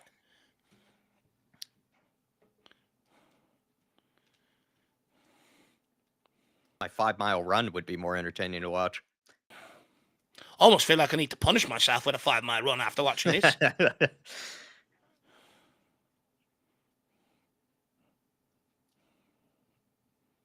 That's a good punt, Richarlison. When you go and fucking climb for it, Jesus Christ, it's actually a good ball. Well done, Kulu. But Kulu, now just go tell. Go tell. Play it between the lines. Oh, my Lord. Oh, my God. Play it between the lines. Do Do you what want to just Sar get out did. a Sar deck of literally cards? gave you the perfect example earlier. It was the same exact scenario, man. You want to just get out a deck of cards and play Snap or something?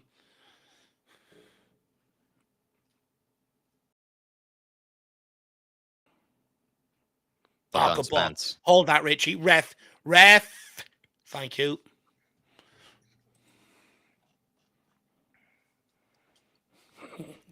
Tyler, I'd watched bowling before cricket. Yes, spot on, lad. Yeah. John was watching the snooker. Snooker's a good watch, actually. Oh, to Richie! No! Surely that's a corner. Dave, do you know this Tottenham women are playing Chelsea on BBC Two? If anyone wants to watch that instead. They get hammered every week, though, don't they? Oh, Richie, he really skied that. Again, Matisse Tal, it's a good ball in the box. It's a great pick out to Kulu. That's a fucking great ball by Matisse Tal. Is it a penalty? Like what? Oh my! No. Should be corner, though, surely. Somehow wasn't. Right, Get on to it, Odebear. Get turned. Skin him. Get turned there, man. He's getting a case of the Johnsons today. He's doing his very best. Oh my Lord. Oh my Lord. See, that's the Just problem, though. That's when you you go backwards. When you go backwards, that's the thing. You give it back to then someone like a Vicario who's nowhere near as good as what you are on the ball, and then he's going to just play it out or be forced into a worse situation. Odebear did not need to go backwards there. And then when you do go backwards, you put other players under pressure. You're just Vicario has to be so much better, but seriously, that is the issue with going backwards when you don't need to. You put the pressure on someone else when you don't need to. Well, the thing is, Davies and Danzo, they're not exactly known for the technical quality. So why are we giving it back to them and giving them the most touches of the ball and asking them to play that fucking zinger? You know what I mean? Honestly, It's embarrassing. You know, and this is where the four players need to realise that, to your point. It's where Udebar needs to go, well, I'm not being funny. I give it back to one of them. What are they going to do? It's why I'm in the team. I'm going to get turned and try and be positive. I'm not asking them to do it all the time, but just don't pass back all the time. Fucking hell. Yeah, you're asking Vicario and Danzo and Davies to play the difficult passes. Oh, fuck. Oh, Lord. Oh. Jeez. Just blow the whistle, ref, please. My dinner's going to be more entertaining. Honestly, I reckon people watching me eat my curry tonight would be more entertaining. Genuinely. Is Dave going to dip the bread first? You know, he's going to go with chips and curry sauce first, rice and curry sauce first. Be more entertaining than this shower shit. I just want a Thursday to come around now. I'm so invested. Good to see you, Gene D. Sar, bit of space here. Had enough of this. Turning over to watch Orienteering with James Milner. Kulu? Oh my God, make a decision, Kulu. Fucking hell, you had him 4 years ago. Yeah. Well, I thought he was going to then cross it into the box, and then he didn't. How have we gone from a crossing position back to Danzo? Seriously. Kulu just couldn't make his mind up, and then he gives it to Gray after Gray already made the run 10 years ago. Oh my Lord. We are atrocious. Oh, Kulu, man, whip it into the box. And then Skunkworks saying, and just dressed in his iPhone launch outfit. It's hilarious.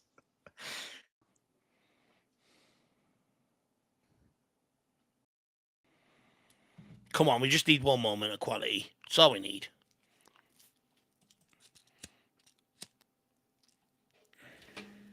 Dude, Kulu cannot put in a fucking challenge. There we go. Here we Come go. on, Odebear. This is just run at him. It's 3-on-2.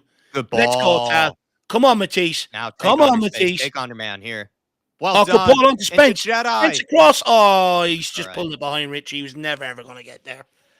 Yeah, Richie was already covered, I think. Richie was already gone to the back post. If he would have put it in front of him, he might have had a chance. Well, good ball this time, though, from Odebear. That was the right option. Yeah, it was much better.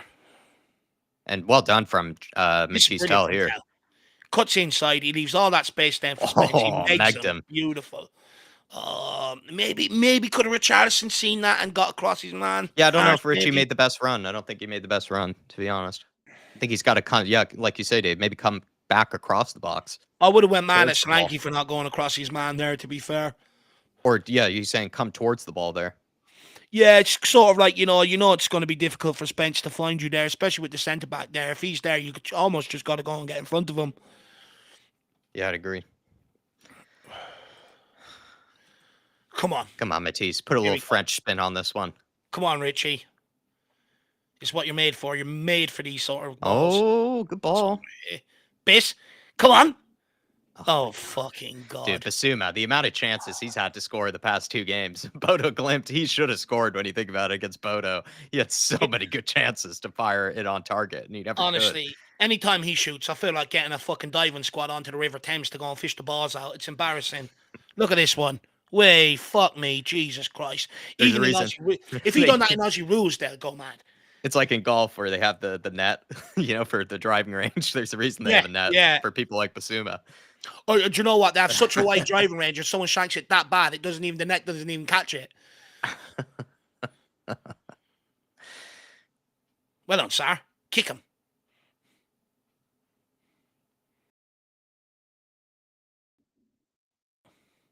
There we go. Good pressing, Tal. Come on, Richie, move it. Just asking for 10% here. There we go. Force him down. Let's turn this over. Oh, Lord. Not a great touch from Jay. He's off. Jay's actually said a very funny comment. We cop so many goals from that exact same position, but we can't even put one on target. Yeah. Hotmat Sar is the only one who does. Woodsy says, I've started adding numbers on players' shirts. It's that bored. Honestly, I get like that in cars sometimes. Sometimes I just go, right, how many silver cars are going to pass me today?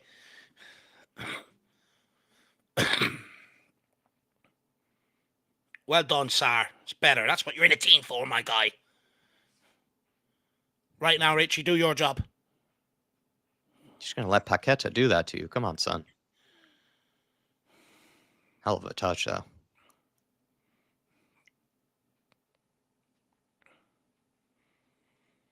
Well done, Basuma. He's had a good game today.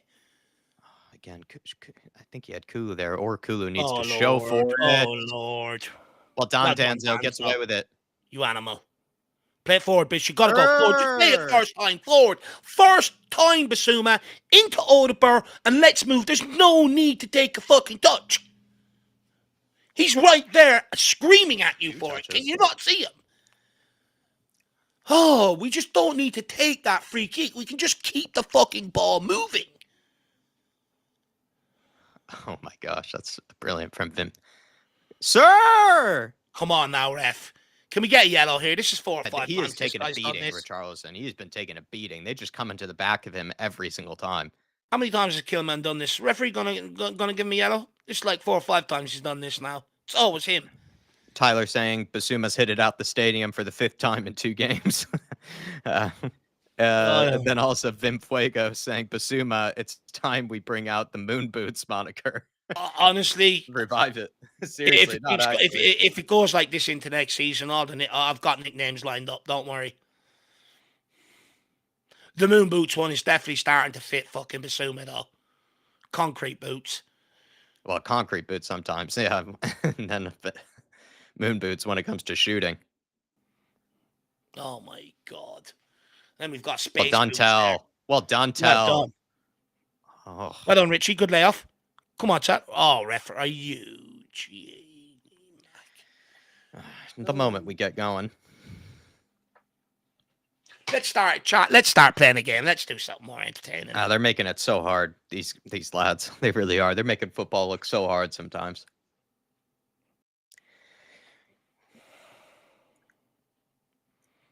It's why Honestly, it's been nice to watch PSG and teams like that because you just see these guys that just make it look so easy. I probably have less stress doing Sudoku, and I'm dyslexic. And none of us are good at math. Yeah, I'll have less stress doing Sudoku. Oh, We're always a yard off everything. Go on, Danzo, bully him. Show him who Daddy is. Daddy Danzo. So weak. gotta engage, Gray, man. You gotta engage.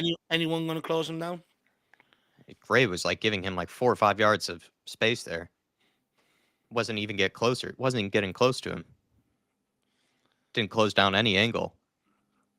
Come on, we just need one moment of quality. Gray was doing his best Ben Davis impression there. That's where he's learned it from. That's the experience these players are learning. Seriously. Yeah, when people have said that. Oh, well, Gray said how much he's learned from Ben Davis. Well, he's not learning a lot. He's definitely learned, but Learning the wrong things. Suma's gone down again here. Bit of an aftermath there. Maybe he's shithousing looking for something. Let's have a look what Bowen's done. Oh, that's a rabbit punch. That's rabbit punch, ref. That's one of them little sucker surprise ones. Look, little quick one. Ref, that's a yellow. He's definitely learned that in East London, Jared Bowen. Yeah, that's a little rabbit punch there. Well, Basuma, you know what to do next time. Next time he goes to put the ball by you, just drop the elbow. Honestly, the best bit of quality from this game, though, has been the acting. Oh, that's a cheap one. Get him back. But actually, the bit of quality in this game has been the acting from both teams. Yeah. Like I said, they're all trying to get in the next Andy Dyer movie. LM says, is this paddle ball? No, it'd be more entertaining if it was.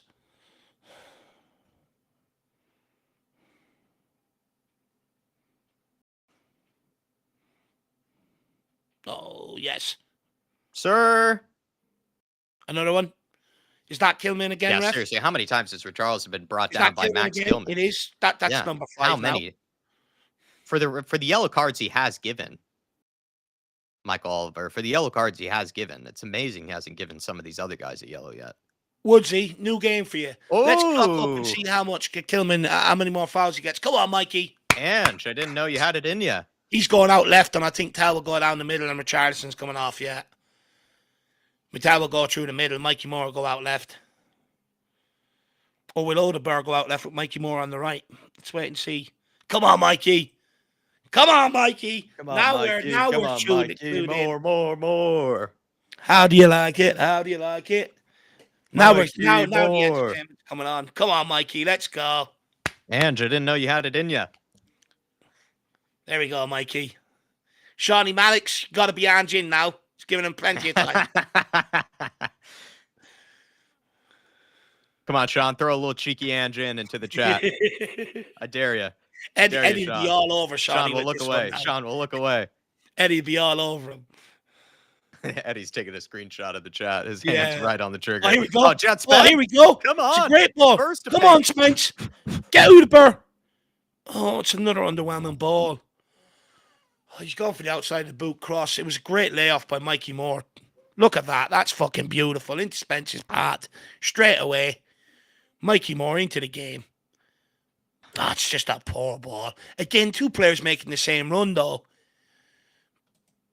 artist. He's saying you could, if only you could put bets on for how many times Richie went to the deck. Yeah. Come on, Mikey Moore. Come Good on, Sean. delivery. Throwing a little cheeky Angie in, Sean. I know you're listening. He loves Angie it. in the bin. Come on, good delivery. Oh! Oh! Nearly scores. Nearly pulls off for Sonny. What's that called when you score from a corner? What's the name they've given it? A redundo or something like that. Something like that. Angie in the bin.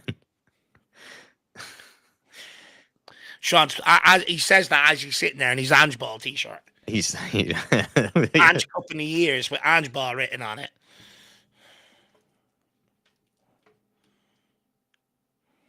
Sean loves him that much. He went and got one specially made.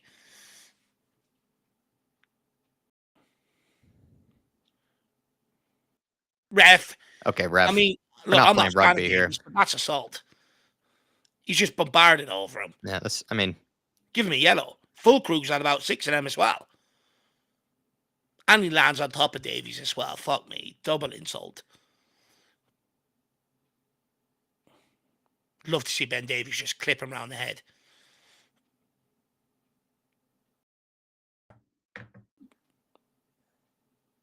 Yeah, let's give it to Mikey. Alpesh Patel wanting to play I Spies. Honestly, oh my God. Right, let's go, Alpesh. I can't watch any more of this. That's another 5-yard ball.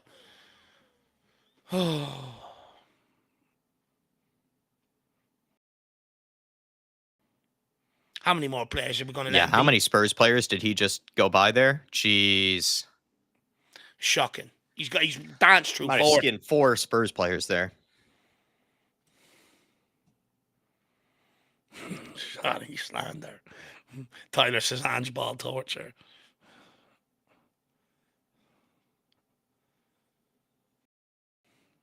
Someone says Madison's gone for the season now. Hope not.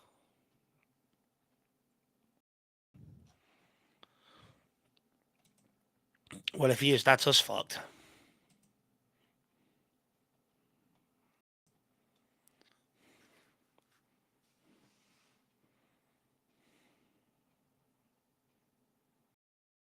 Good ball.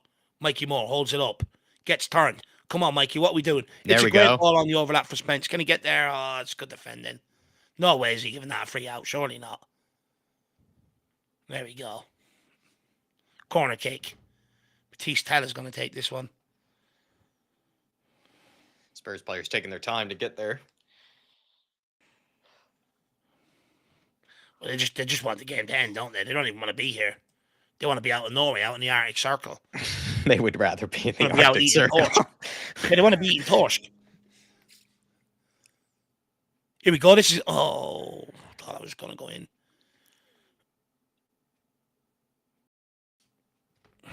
Well done, Tell. Gets it underway quickly as well. There you go, Kulu. Oh, my fucking God. He's driving me insane since his return. And he's giving away foul. No way.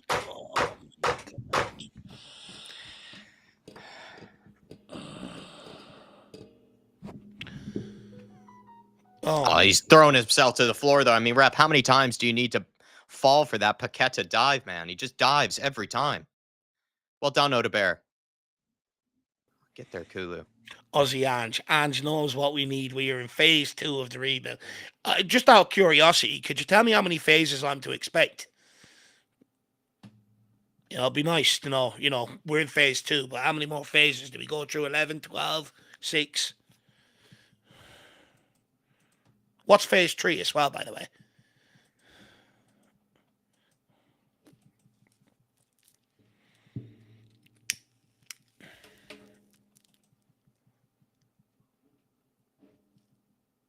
How does he still have the ball?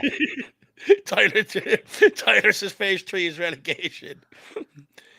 Alpesh Patel says phrase, Dave. Yes, not phase. Phase 2 is the sack. Phase 4 for me was a beer goal. 5 levels of DEFCON.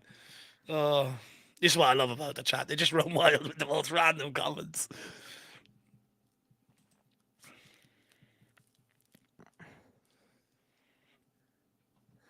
I believe there are 5 phases of grief. It's Says actually a thing, isn't it? The second phase is Ange in terms of grief. DJ AK says more like a days. Leighton Evelyn, do you know what this phased out, hopefully. Leighton Evelyn, do you know what? This is the one and only time I think me and you can actually hug and be together on this one. It's just like watching paint dry. 6-phase power.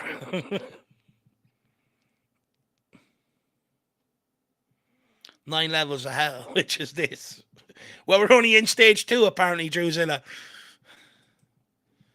Oh, Michael Oliver, Jesus Christ, this guy loves himself. Get him off the fucking pitch, do your job. Unless there's blood coming from it, send him off. Nothing wrong with him, look at that.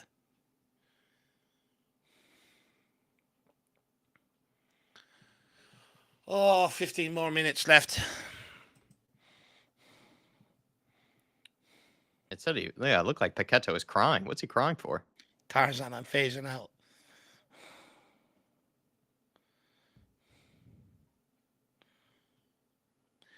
Who are Brentford playing, by the way? People are saying they're 4-1 up. Anyone know why Paquetá was crying? It's because he finally was given the yellow that he deserved. And again, like, he's done so much acting this game, Paquetá. He's a brilliant actor.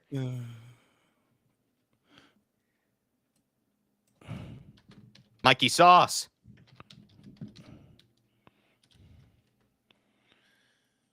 You know, you're losing 4-1.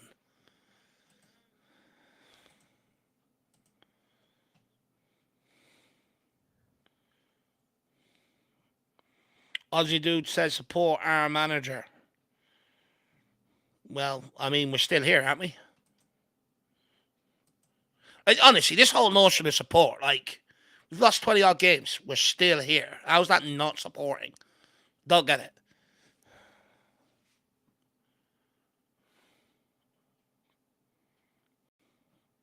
That's also a yellow ref. Suchek's having to resort to fucking rugby tackles. Here we go. Come on, Biss. Do not shoot, please. Thank you. Oh, my Lord, Danzo. Actually, take a shot next time. That's even worse. Oh, it's Danzo.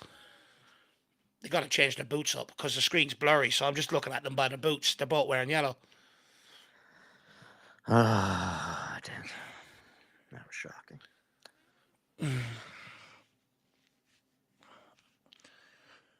I forgot. That's the reason Paqueta's crying, because he didn't put a bet on for his yellow card. Go, Mikey. Go, Mikey. Kulu, make a run for him, man. Make a run for him. Sar. Bissouma. Someone show for the ball. Onto Gray. Udapur. Right, let's create something here. Oh, my God. I'm sorry, but I had my eyes fixed on Kulu there. He just doesn't show for the ball at all there. He's just hiding behind players. Go towards the ball, man. You're the number 10. Get onto the ball.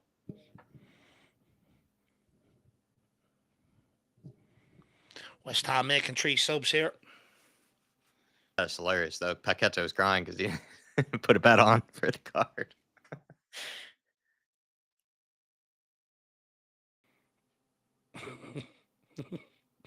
Paqueta's had enough of watching Ben Davies. It's got the better of him. Paqueta's crying at the quality of the football that he's seeing. He's just like, this is not the football I fell in love with. Leighton Evelyn says, if I pause my screen, there's the same action. Spot on. Darius is crying myself watching this match.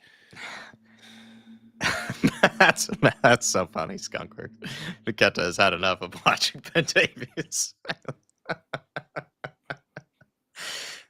See, Aussie Ange, this is where you lose me to this argument.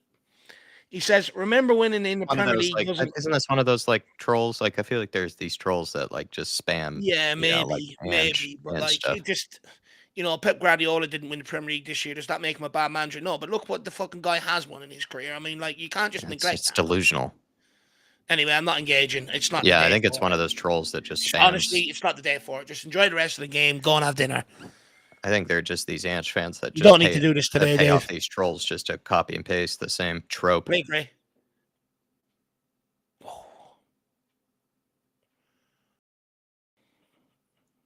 That was hilarious from. Damn Oh, it, sir. Sar! Oh! Oh! It's better, kid. He can hit him. Comment of the night, guess Skunkworks crying he's seen enough of Ben Davis. It's finally broken. It's too funny. Imagine paying to see this game, yeah. Alan Glauber can't handle disagreement. Oh, no, I can. You know, a lot of people disagree with a lot of what I have to say. It's just, I mean, it's just the argument he's presenting is not from a logical place. Go and read the comment and tell me that, you know, he hasn't just neglected everything Pep Guardiola has done before this season. It's just madness. It's not about disagreement whatsoever. Yeah, it's not disagreement, it's delusion. Alpesh Patel saying, Dave and Jack, why aren't your eyes burning? They are burning. I'm crying on the inside.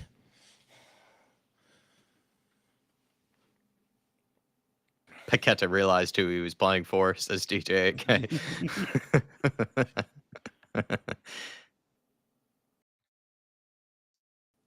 Shawnee says it's all Eddie's accounts. Big up, Derek. Says West Ham Lankers.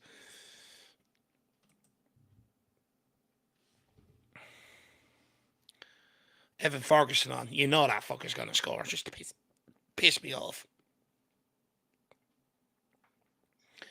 Oh, 10 minutes left. Do you think we'll see a shot on target, guys, in the next 10 minutes? Nearly were treated to one there. Such a treat, eh? Shot from distance that went over the bar. Such a treat. Suppose you got to take what you can get. What a pleasure. Oh, my God. What was that? What a privilege to be watching this stuff. Honestly, I think this is the worst. How do you like it? How do you like it? Less. Honestly, think this is the worst game I've No ever more. watched. How do you like it? How do you like it? No more. Please, no more. Drew says, to be fair, it's been mostly us, but bad game overall, but we've had a better of it. Expect the worst. I can't. Yeah, look, that's. If I was a betting man, I'd actually be pretty relieved right now because I'd potentially get a 1-1 prediction spot on. I predicted a 1-1. Praying for a 2-1, and so far that's been. To be fair, I sort of had a bad feeling heading into this one that we could end up on the side of a morning, so I should actually probably take what they're giving me. But do you know what it is? It's just the quality of us in possession is so poor. Oh no, not Ward Prowse. We have been the better team in the second half, though. I would agree. It's not saying very much, but he's going to go for goal. Yep. Oh no! Oh, what a save from Vicario! I knew the fucker was lining up for goal. Oh, they could have scored there easily. That was a crack save from Vic. Very good parry as well. Parried it out of danger. And you know what? He didn't go early because if that player that ran across that ball and got a touch and Vicario had already gone, he would have been caught out. So he's actually a good goalkeeper in there. He's made up for the one he conceded. Oh my Lord, what sort of touch is that? And that. Jesus Christ.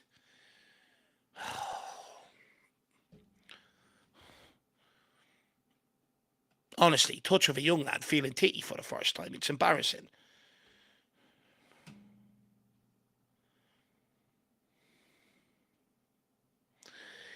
Dave and Jack, if Spurs had a sponsor, it would be Dulux. Because they love dog in a match, and Dulux' main character is a dog.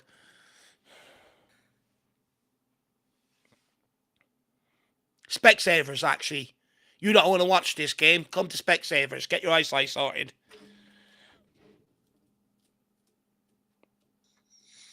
I do like Morgan and Morgan, so you could sue Daniel Levy and Edge Postecoglou for what we're being served up here. What's their lawyers? Some lawyers and attorneys.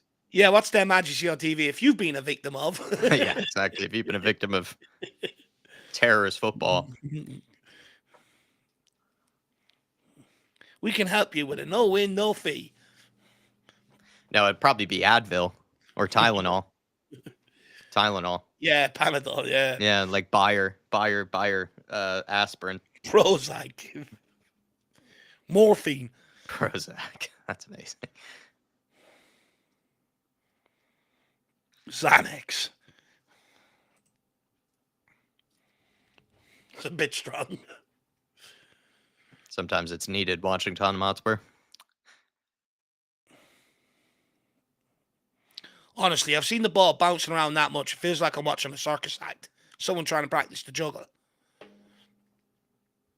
It kind of has been like 11 seals on the pitch because there's been so much diving, just bouncing a ball off their But you heads. know what? But that's where the referee, again, they always, they get praised. Oh, they let the game go. What a crack here! Okay, let's praise the referee. Forget about the players and what they create. The referee let the game go. Great decision.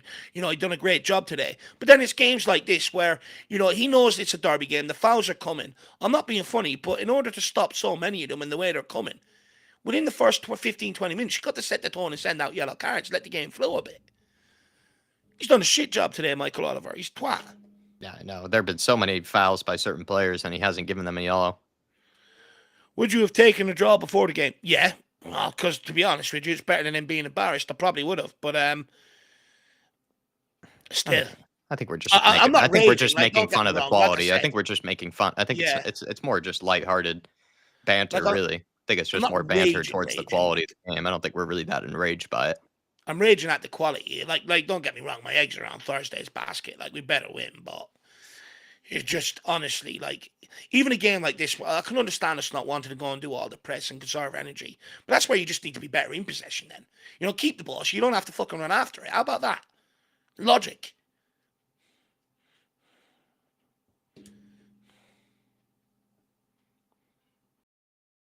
No, don't let him. Don't let him. Don't let him.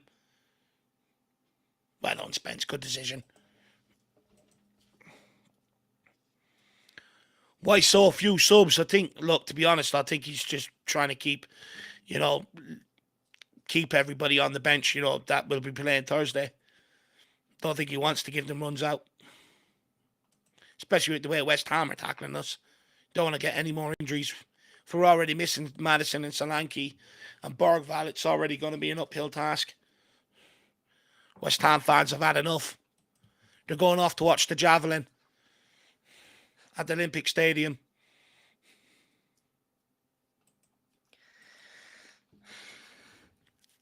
Where's Tom Skinner? Let's bosh one in.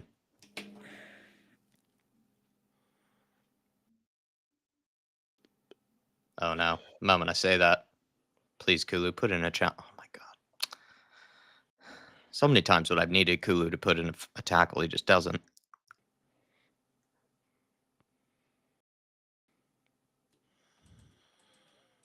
Anytime I get excited on a breakaway, someone fucks it up.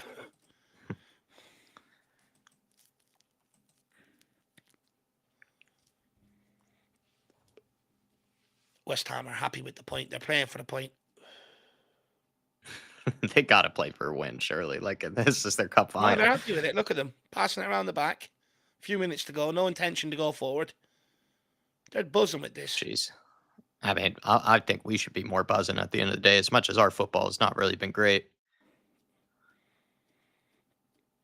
I love we could go nick the winner. I'd fucking relish it. As you can make the case, like I said, I think we have been the better team in the second half. Of course, they nearly scored there, but I think that would be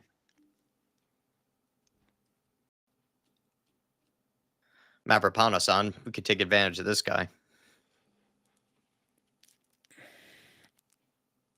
Big up, El Dante. Good to see you, brother. More subs. Have they even got any left at this point? I could shit a better game than this, Steve. Our pro clubs is more enjoyable to watch than this. Well done, Kulu. Tal. Come on, just one bit of quality. Oh, fuck me. What is wrong with that guy? Oh, my God. He's wearing clown shoes today. Honestly, he's wearing clown boots. He's just been so clunky since he's gotten back. You just can't get control of the ball. Ball's bouncing off him like he's fucking built of concrete. When you're a kid hitting the ball off the wall and it comes back to you. That's what it's like with Kulu. But he also just like... What are we looking at here? I think Matisse Telma got man of the match, did he? Suppose they had to pick someone with this draw. Shit, can you even? Man, the match I'd say would be the Ball Boys. They've had to do a lot of work. I think man of the match is the Chasing after commentators. all these, chasing after. Oh no, Oh, Ben Davis and he's off. Basuma. Surely he's off. Oh my Lord, Archie Gray, Jesus man, Christ. Oh, man of the match Ben is the Davis and commentators. Basuma Imagine trying there. to commentate on this one. Yeah, he's offside there. I thought that. Lino was way late on that one. He's definitely a Michael Oliver protege. He's even got the same haircut, the twat. He's a wannabe Michael Oliver.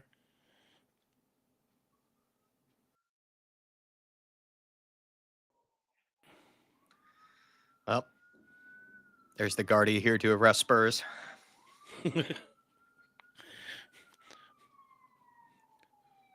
Win that.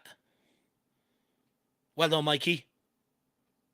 Laid off. Well done. That's brilliant play from Mikey Moore. And then, why can't Kulu do that? Why can't Kulu take touches like that in close control? It's brilliant from Mikey there. See if we can get just one good quality ball into the box. That's all we need. Let's go for the winner, Tottenham.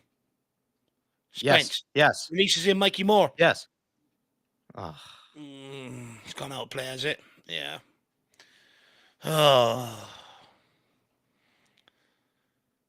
Then Evelyn disappeared last play of the season. Now, Dante, can we have real Kulusevski back, please? Dave and I are Kulusevski's biggest supporters, but he's not looking match sharp since coming back. We need him back to his best. You're absolutely spot on now, Dante. Do you know what? He's really annoying me since his return. It's just like he just can't seem to get a feel for the ball at all.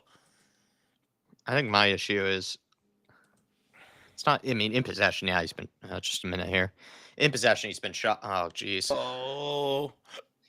In possession, he's been shocking, but it's actually out of possession. I've been really frustrated with him because normally Kulu works very, very hard out of possession. And I would be honest, like he runs around like Brennan Johnson since getting back from injury. Just does a lot of walking and then barely puts in a challenge ever. I'm just hoping he saves himself for fucking Thursday night and delivers the masterclass. You know, even right there, it's just the most lazy pressing I've ever seen. Yeah. No, please, no. Okay. Who does Wan-Bissaka think he is? Right, just put it down and pump it long. Let's go for the winner. We don't need to try and play out through the turns. Nothing pretty. Pump it long. Let's get in their half.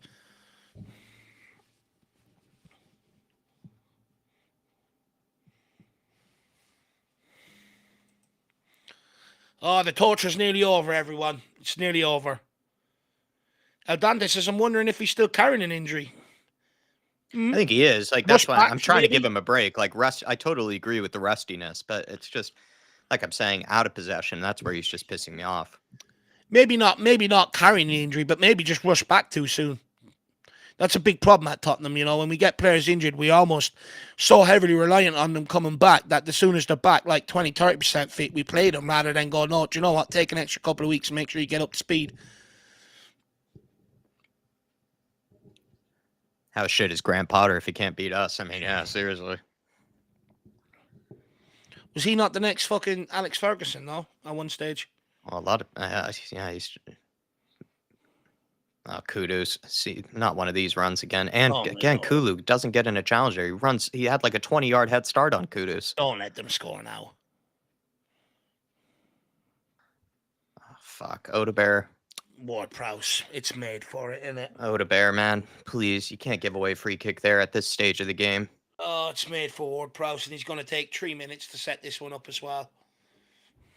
But again, like that's Exhibit A, what I'm talking about with Kulu out of possession. I think Kudu's had a 15-yard head start on him, and he still got past him. Kulu turns like it's being unkind to tankers. He turns like a tanker. Do you know what? This match has made me tired. I need to go for a nap as soon as this is done. Turns like a freight boat or whatever it is. Turns like the Titanic. I'm just going to tell you guys now, there'll be no T4 breakdown on this one. This is shocking. I'll be honest, there's just not. I can't sit through and watch this again. Yeah, seriously, what highlights would there be? Probably the few from the first half? Just how many, like just a million balls just hit out for throw-ins. Passes, yeah. All you get is highlights of the ball going out over the sideline for a throw-in. Yeah.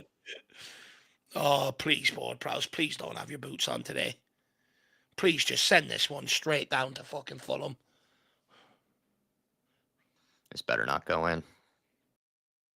Fucking hell. Oh, Jesus, we got away with that. God, that guy's, that's the only thing he's good at.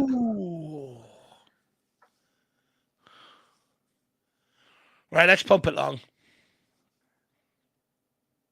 It doesn't even Actually, gets it on target. Oh, that's in. Vicario's beaten.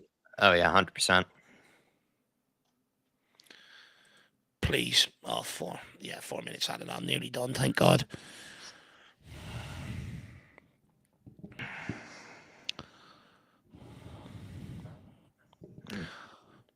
Well, guys, make the last few minutes with Jacko, because last time you're going to see him unless you're meeting up with him in London. So he's flying out to London tomorrow. So make your last few minutes with Jacko enjoyable, because you're going to have to put up with me for 4 days. It's definitely not been my best. And nor has it been Spurs' best. Oh, look. So here we are, everybody. Full time. I predicted a 1-1, so in a way I'm kind of satisfied. I knew we would get something from this game. 4 or 5 on it? I wish I did. I'm not a betting man anymore. But yeah, I mean, I don't know. Like, I don't really know what there is to say about this game. It was pretty drab. It was pretty poor for both teams. You could say Spurs. It's probably being generous. Like, Spurs might have been the better team in the second half. It's not really saying a whole lot. We had some chances to probably win this one 2-1, both in the first half and in the second. But it really was just similar to the first. Just a bunch of mishit passes, poor touches, balls hit out of play. I mean, it's drab from both teams, really. Like, there really isn't a whole lot to say after this game. And I guess you could be happy that Spurs haven't lost another Premier League game. And by no means, I don't think they lose any confidence after this game. You know, it's probably good that they didn't lose. They didn't get beat at the end or anything like that. So heads didn't drop. They can kind of just forget about this game. I think everybody would forget about this game. I mean, in 2 months' time, someone who said, "Oh, do you remember the 1-1 game against West Ham, away from home?" You'd be like, "Nope, I didn't," because it was just one of the worst games of football anyone had ever watched. So, look, I mean, Dave, that's really not a whole lot to analyze after this game, to be perfectly honest. And the only thing to be said is, I guess, luckily we didn't lose any confidence or didn't take an absolute drubbing. Mm-hmm. Yeah, look, I think this one's probably going to be a brief one. Look, you can excuse. Look, this whole game was about getting through without getting any injuries, right? We done that. Absolutely brilliant there in that regard. And you can excuse them maybe not going on the press or going full-blooded into challenges with one on Thursday to a certain degree. You can't overlook the quality in possession, though. That's something that you shouldn't be given a free pass to, regardless if we're playing Thursday night. That quality in possession should still be there. If you don't want to go and chase the ball and you don't want to run your ass off like blue ass flying, you want to conserve energy for Thursday. The best way to do that is by keeping possession. So not good enough from Tottenham, nowhere near good enough from the likes of Wilson Odegaard, who's trying to lay claim down to Brendan Johnson's position, where I'd argue it's still up for grabs. Some of the squad players, again, piss poor to a certain degree. Can't excuse the quality in possession. But look, to be honest with you, I thought coming into this one, I thought we were going to be in for a pasting, off West Ham. Coming into it, I just thought their cup final. We're going to have one eye on Thursday. It's their cup final. I really worry for us to a certain degree, and I was sort of worried about the aftermath where, it's like, look, this is fucking West Ham. You'd never throw a game like that, regardless of the situation you're in. And look, to be honest with you, we fared better than what we have done in recent weeks. At least we got a result. It's just what it is. You dust yourself down, you move on, you wait for fucking Thursday. That's what it was all about. This was always going to be one big distraction. But like I said, you can't overlook the quality in possession. It's not good enough. No. All evens at the Coma Cup, says Vim Fuego. And Stevie Frazier saying, the best thing about that match was the final whistle. Kind of felt that way. I think, I don't know, like, I would have taken a draw. I said in the channel predictions I would take a draw. I predicted a draw. I guess I got what I got what I predicted. And my only thing was maybe we can just make West Ham's season more miserable. I think we have succeeded in that. If we had gotten a win, maybe a sneaky goal at the end, it would have really made things fun just to make their season more miserable. But let's be frank here. I think this was their biggest game left of the season. They didn't really show up. Neither did we, really. I think 1-1 is fair. I think a draw is fair, to be honest, for both teams in this one. And we have much bigger things to worry about. Luckily, no injuries from what I could tell, from this game as well. So that's a decent positive. I would say though, maybe some of the guys that might be filling in for some of the injured players, like Kulusevski, like again, I'm not really that impressed by him. Yeah, I'm trying to be fair to him because I know he's coming back from injury. I know a lot of players have looked very rusty since coming back from injury. You look at Romero as a good example. Like Romero, when he came back, boy, did he look rusty, right? When mm, he came back. But for me, with Kulu, what I'm a little bit worried about is like out of possession. That just he's very easily played past. And if Madison is not available for this next Thursday game, we're going to need to have guys that are going to be able to bust along up and down the yeah. pitch, be able to run all abouts. And like Kulu is just not giving me that vibe right now. I The other agree with thing you. is like Johnson, like, as much as I would like there to be a conversation between Johnson and Odebear, like, I don't think there is much of one after that game. Fucking hell, man. Like, Odebear had the best Johnson impersonation I've ever seen. He did nothing for 90 minutes, literally did nothing apart from the tap in.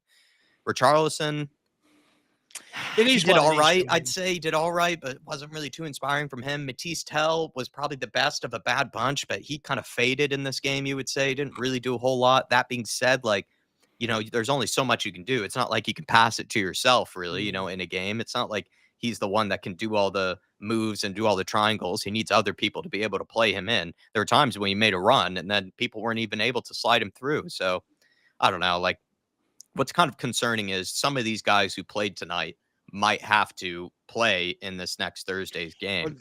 And not a lot of them inspired any confidence, let's be honest. well, that's where Kulu worries me to a certain degree. With Madison's injury, and if it is true, he's gone for the rest of the season, which potentially it could be if it's his knee. Then you're relying on Kulu to provide that creativity. You're relying on him to be the Madison of the team, and he's way off it in terms of working out of possession, but in possession, that's where you should be looking at a guy like him. And honestly, the ball's just bouncing off him, wrong decisions. Even the other night when he came off the bench, not striking the ball cleanly and stuff like that. If we end up getting into a little bit of a predicament Thursday night, that's where you're relying on Kulu to pull you over, and I don't think he is right now. So, that's the one I'm mainly concerned about. Look, Udebur, I think Brennan Johnson starts Thursday now off the back of what Udebur's shown here today. Nowhere near good enough. But Kulu is the biggest one I would be more concerned about, because if Madison is gone, it's him you're looking at to provide that ball to your wingers, to your striker. He just doesn't have it right now. Yeah.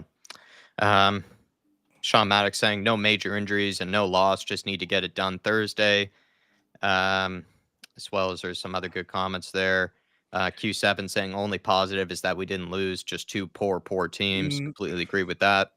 Um, Thanks to as well Skunkwork saying Jack and Dave, as others have, to stay awake and stream that shite. That deserves an Oscar. Thank you very much, I'll go. Skunkworks. I'll go for a nap as soon as we end here. Skunk Works. It's made me Yeah. tired. Stefan Bloy saying at least we didn't lose like United did. Fair True. point, Stefan. Fair point. But And what? also he said 4-1. 4 points off the spammers this season. So Who? Yeah, that's not Stefan bad. Bloy's bringing up. He's saying just focus on Thursday. That's 4 points off of them. And Yeah, considering the context, this if West Ham were any good, we would be going into this game nervous because, we yeah, are more focused about Thursday night. We know that that's where our season and our hopes lie. And this is their cup final, always has been. They always get up for this game. They yeah, were shocking, West Ham. So yeah, I guess we were a little bit lucky that they are, but also fair play to Spurs for, in a way, like you can make an argument, you can make a case that there were a couple moments in the game where they actually could have snuck, not saying they totally deserved like a 2-1 win, but there maybe were some chances where we actually probably could have snuck in a 2-1 win of some sort, mm, with our focus and our attention definitely being on a different game in the future. So I'd agree with you, Stefan, considering the context of this game, like, can't be that unhappy with it. Drew Zilla saying, I said 2-2, so I can't be unhappy with the draw. We were the better of the two bad teams. I kind of feel similarly to that, Drew Zilla. Bim Fuego saying, to dare is to snooze. yeah. And Jerome saying, the only highlight of this game with a super chat. Really appreciate it. Jerome, thanks for all the support you show us, man. And also earlier I think you said, been a fan show for like 3 years. So big up to you, Jerome. But he said the only highlight of this game was Paqueta crying for no reason at all. Yeah, look, that one will, it's good for the meme book, that one, innit? You can pull that out so many times over the course of a season. Paddy So that's, Power better be on it. but Yeah. it shows how bad the game was that, we're talking about sticking that one in the meme book for the future. Do you know what I mean? Yeah, I mean, it must have been, from the fact that he didn't put a bet on for a yellow card, Jerome. That was probably the Yeah, reason he was crying. Or if what Skunkworks said, he just finally broke after having to watch Ben Davis, for that long, in a yeah, game. yeah. He started, weeping full of tears, Jerome. Big up, man. It was a strange one. I didn't really get what it was all about. He seems to be a bit of an odd bloke, though, to be honest. Samuel Shepard saying, it is what I expected, to be honest. Lackluster with a lineup that would need a lot more game time together to produce any real chemistry. Some well needed minutes in certain legs, though. Onwards to the semis. I Samuel, I'd agree with most of that for the most part, but my slight worry is that some of these guys do need to play Thursday night. Like there's a chance Kulusevski might have to play Thursday night. He was one of the worst ones on the pitch, to be frank. Odebear probably useless. won't have to. He'll probably be on the bench, but he might have to come on at some point. He didn't show a whole lot in this game. Richarlison might have to play for Solanke. I trust Richarlison, but still, there are moments where he really did, lack a bit of quality. It's just, yeah, certain players, might have to play this next game. And, they Mm, did not inspire a whole lot of confidence, to be frank. Maybe mm. everybody but the back line. The back line, you would imagine all those guys will not play, Thursday night. So that's just my slight worry. But I mean, you're right, man. Like I expected a pretty lackluster game. I knew it was going to be poor on paper. West Ham have been terrible. Let's be honest, we've been terrible in the Premier League, and also we have our attention completely elsewhere. So I guess, a lot of us, including yourself, didn't really have the highest of expectations, probably for this game anyways.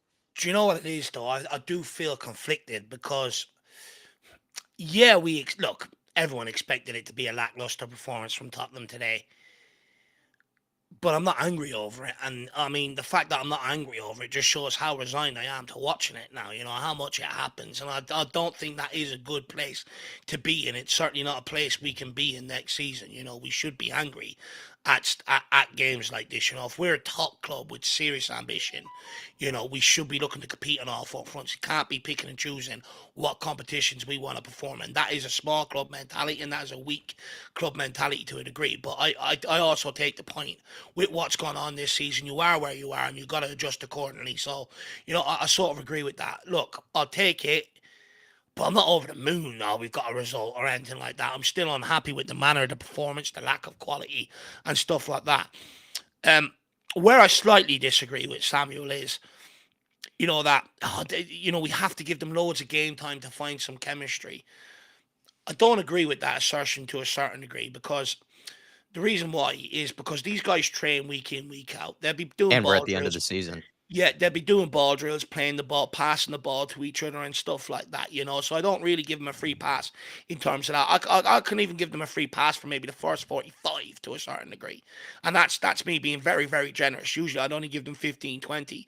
But at some point, your footballing brain's got to take over and goes, okay, this guy wants the ball here, this guy wants the ball here, and then start delivering that. We don't do that. And that's where it annoys me. And to be honest with you, I think the lack of quality makes people believe that they need to run the games together. You got to remember, in the build up to this game, they would have played together. That starting lineup would have been known a couple of days ago. In training, that 11 would have played together as an 11 to practice what they wanted to do against West Ham today. Also, most of that 11, because they're on the peripheries of the squad, they're also part of their job is to mimic the opposition 11 for the starting 11 most weeks. So again, they're all running about together. They're all in shape together. They're all playing together. So I don't agree with that assertion. I just think, to be honest with you, some of our quality in terms of the backup squad has been piss poor for so long at this football club.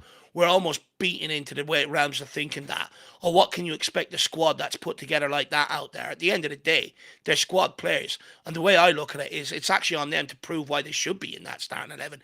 They should be using these opportunities. And the fact that all they literally have to do is turn up, train, and play together. I don't give them the pass that they can't show any cohesion and stuff like that. At the end of the day, I just don't think the quad squad is as good as people make out. Yeah, a lot of pundits and a lot of fans go, this team should be, another manager would have this team performing a lot better and have it a lot higher up the table. I completely disagree with it. The fact that we've lost 20 odd games, we've had to rely on the squad more than ever before. shows to me this squad isn't good enough. It can't just be down to the management. We've got to rely on squad players more than ever, and we keep losing games. So for me, I just don't buy into that. These squad players a lot of them are good enough, to a certain degree, Samuel. But the rest of it, I sort of agree with. Yeah. Onwards and upwards to Thursday. That's what this game was just all about getting by, limiting the damage, hopefully not lose the game, not pick up any injuries, and go full throttle for Thursday. So I agree with that. Yeah, there's also a positive that there weren't any more injuries. But I am really, the more I think about the Madison situation, man, I am very worried about, like, Kulusevski filling in, like, because He he won't be is, there Thursday, Madison. He won't be. yeah, well, that's a big, big loss. That's definitely a lot to think about. It really worries me because I think Madison has been carrying us through some of these Europa League games, to be perfectly honest. And Kulusevski, to me, he just looks like to say a shadow of himself is actually probably being generous, really. He's just looked like a completely different player, since coming back. And I understand, I've said rustiness is a huge factor, but we need him to be his best self Thursday night, or even some version of it, if we stand a chance of being able to hold on to the lead here, because the guy really just out of possession just ran past so quickly, and in possession just so clunky. This gives me worries for Yeah, Thursday night. Samuel does. massive worries. Um, You're just hoping we don't concede and we don't actually need to go and tear them apart. You know what I mean? yeah, that's probably fair. Um, but everybody, really do appreciate all the love, all the support. Like I said in the beginning, it's not like a whole lot of talking points from this game.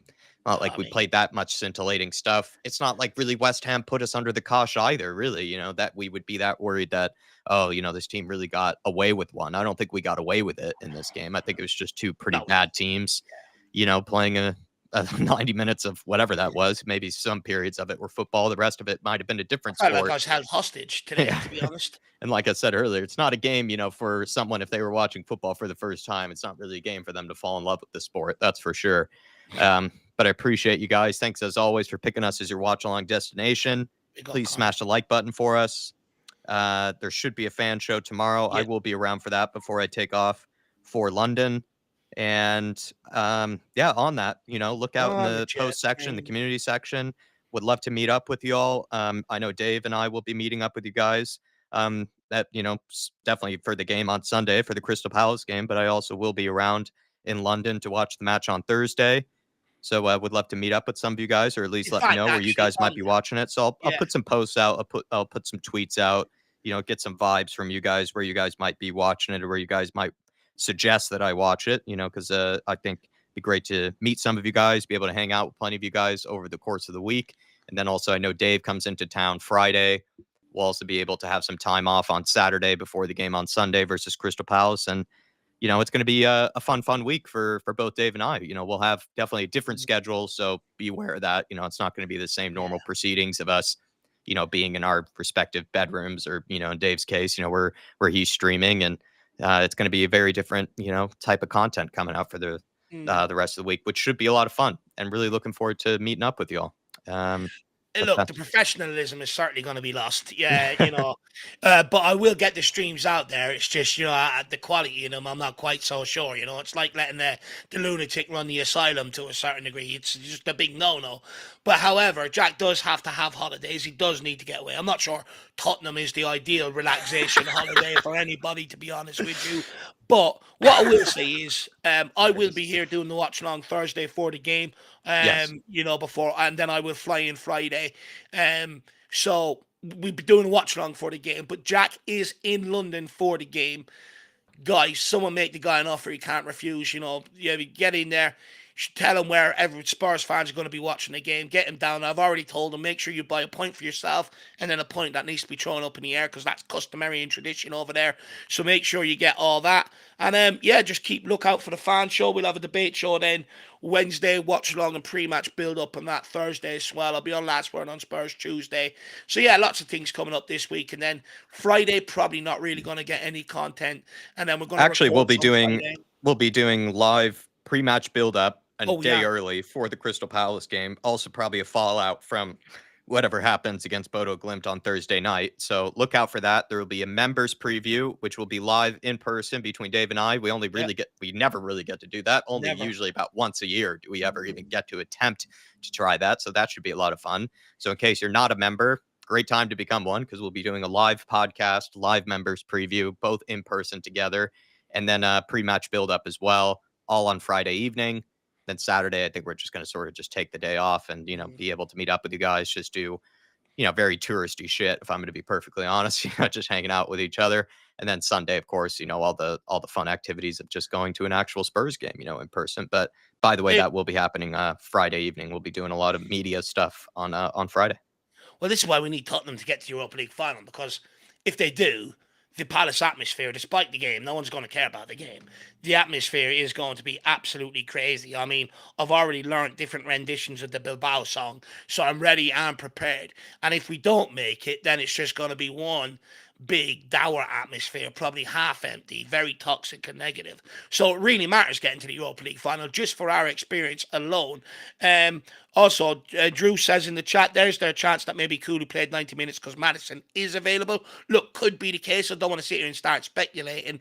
I'm just saying if Madison isn't available, it's worried that we're maybe relying on Kulu because he is struggling to come back from that injury.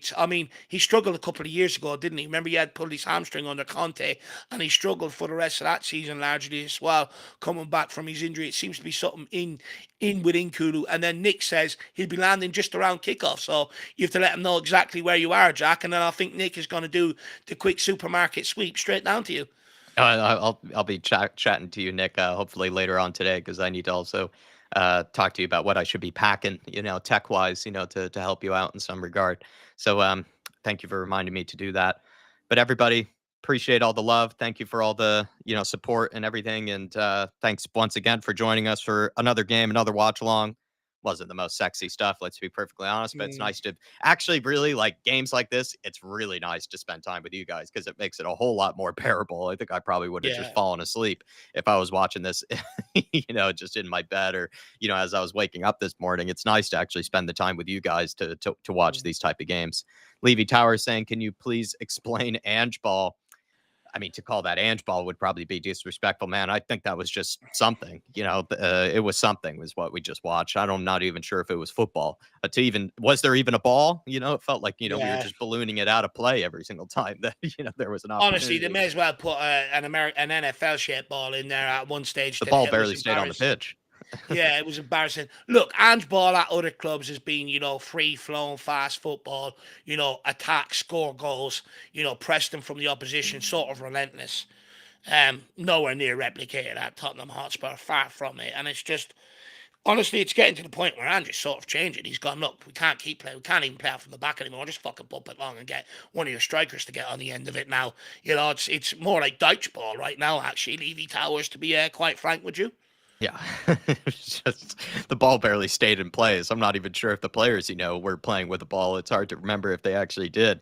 But really do appreciate the support, Levy Towers. Thanks to Jerome as well, and thanks to Samuel Yeah, Shepard. Throughout the stream, and anybody who's been sending in the members milestones. It's absolutely crazy some of the yeah. numbers that you guys are reaching. Some of you are reaching like damn near 50 months, 40 months. It's Madness. absolutely crazy. It's absolute madness.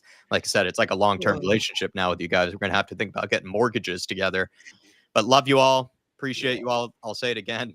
Games like these are actually really, really nice to spend with you guys because there was good sense of humor, just good passing of the time as whatever we were watching was in front of us. But let's build ourselves up for Thursday, the very, very, very big game Thursday, and then potentially, hopefully, into a final after yeah, that, which would be absolutely massive for us, for this club, for the fan base, to bring us back all together and to give ourselves, just that feeling, that maybe there is something special on the cards here that maybe we can finish off in a stylistic manner. Appreciate you all. We'll see you yeah. next time. Look out for fan show tomorrow. We'll probably pull off a Twitter reacts, I think, as well. Dave said, the big up, will be No, I'm just not putting myself through it. You could do it if you want, Jack. I won't be there. because it would just be analyzing the amount of times the ball boy had to pick up the ball to bring it back into play. Really, that's all the highlights would be. But thank you DB, guys. DB, just just quickly before we wrap yeah, up, saying just you woke did up. miss him. Did I miss? What did I miss? My word. I fell asleep.